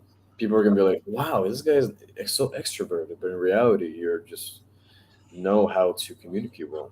And yeah, that it's also like I think being so introverted, like I think most people are introverted. Being like naturally extroverted, like that's pretty rare. I mean, unless you're like socialized very very early on, like it's pretty rare. I think especially in this generation where everyone's kind of sitting at home playing games and shit. You know what I mean, or on the computer. yes, especially because of the pandemic, a lot of people became more introverted. Yeah, it's become a lot harder. It's become more scarce to be an extrovert, but it's exhausting. Like even as like an introvert, like who's kind of like pushed himself to be in front of a lot of people, it's still like work to be more extroverted. It's exhausting. Mm. You know what I mean? It's like Yeah, I think there are varying levels of introvertness. Like for me, I would say I'm pretty introverted, but yeah. when I'm in public, I do like to socialize with people. I like to go out. I like to, dance and party and drink and be social. But at Yeah. the same time, I also like some me time, and I like to, I've been waiting for when I could finally get my own place and live alone instead of living with my parents. Yeah, So, I know. but then again, I also will go crazy if I don't have someone to talk to for a couple of days and I'm just stuck here. I'll just go crazy. So, Yeah, I'm the same way. I'm the same way for sure. See, I'm terrible in I'm terrible in crowds. Like I don't really so much get nervous. I don't know what I don't know what to do. You know what I mean? Like I'll be around a bunch of new people, and sometimes I just like it's not my scene. Like I'm like a one-on-one type person, or like 3 people, 4 people at the most. You know what I mean? But if there's like 10, 15 people out there, like I just feel like yeah. I don't know what the fuck to do. That's also a very interesting point about like being very different types of introverted people, because there are introverted people who will get nervous in a public setting, especially if they don't know anyone and they walk in. There's people in groups and talking. They're like, "Oh my god, where do I go? What do I do?" And then there are introverts like me, where I could walk into that room, have no one to talk to, and I'd be like, "You know what? Whatever, I'll just chill by myself, have a beer, just beer," and I wouldn't get nervous about all that. So there's varying, different types of introverts also. So Yeah. Well, I think it's a skill though, like that I need to learn, which is how to work a room, which is mean like a bunch of people you don't know and be able to like walk to each group or a bunch of different people and just talk to them. That's why I think maybe like if you are in groups is to at least know one other person or which you usually do, but yeah. have like a girl with you. You know what I mean? Like a girlfriend or like a friend. I think Yeah. that helps. That definitely helps. Yeah. If you Makes know you at least one person there, that definitely helps. Feel more relaxed and at home. Yeah. But yeah, guys, thanks for watching our little podcast. I'm at Valentine Dating on TikTok, and yeah, follow me out there for more base takes. Thank you guys for kind of hard to get to be social sometimes, but it takes baby steps to me. Yeah, for sure. As an introvert, it's definitely hard to be social, especially if you know, are an introverted. But it definitely takes work. So as long as you're willing to put in the work, you can train yourself to become more extroverted or to at least be more social. But it takes time. As long as you are committed, you can get there. Baby steps, baby steps. Baby steps, babies. All right, brother. All right, man. In live in the broadcast.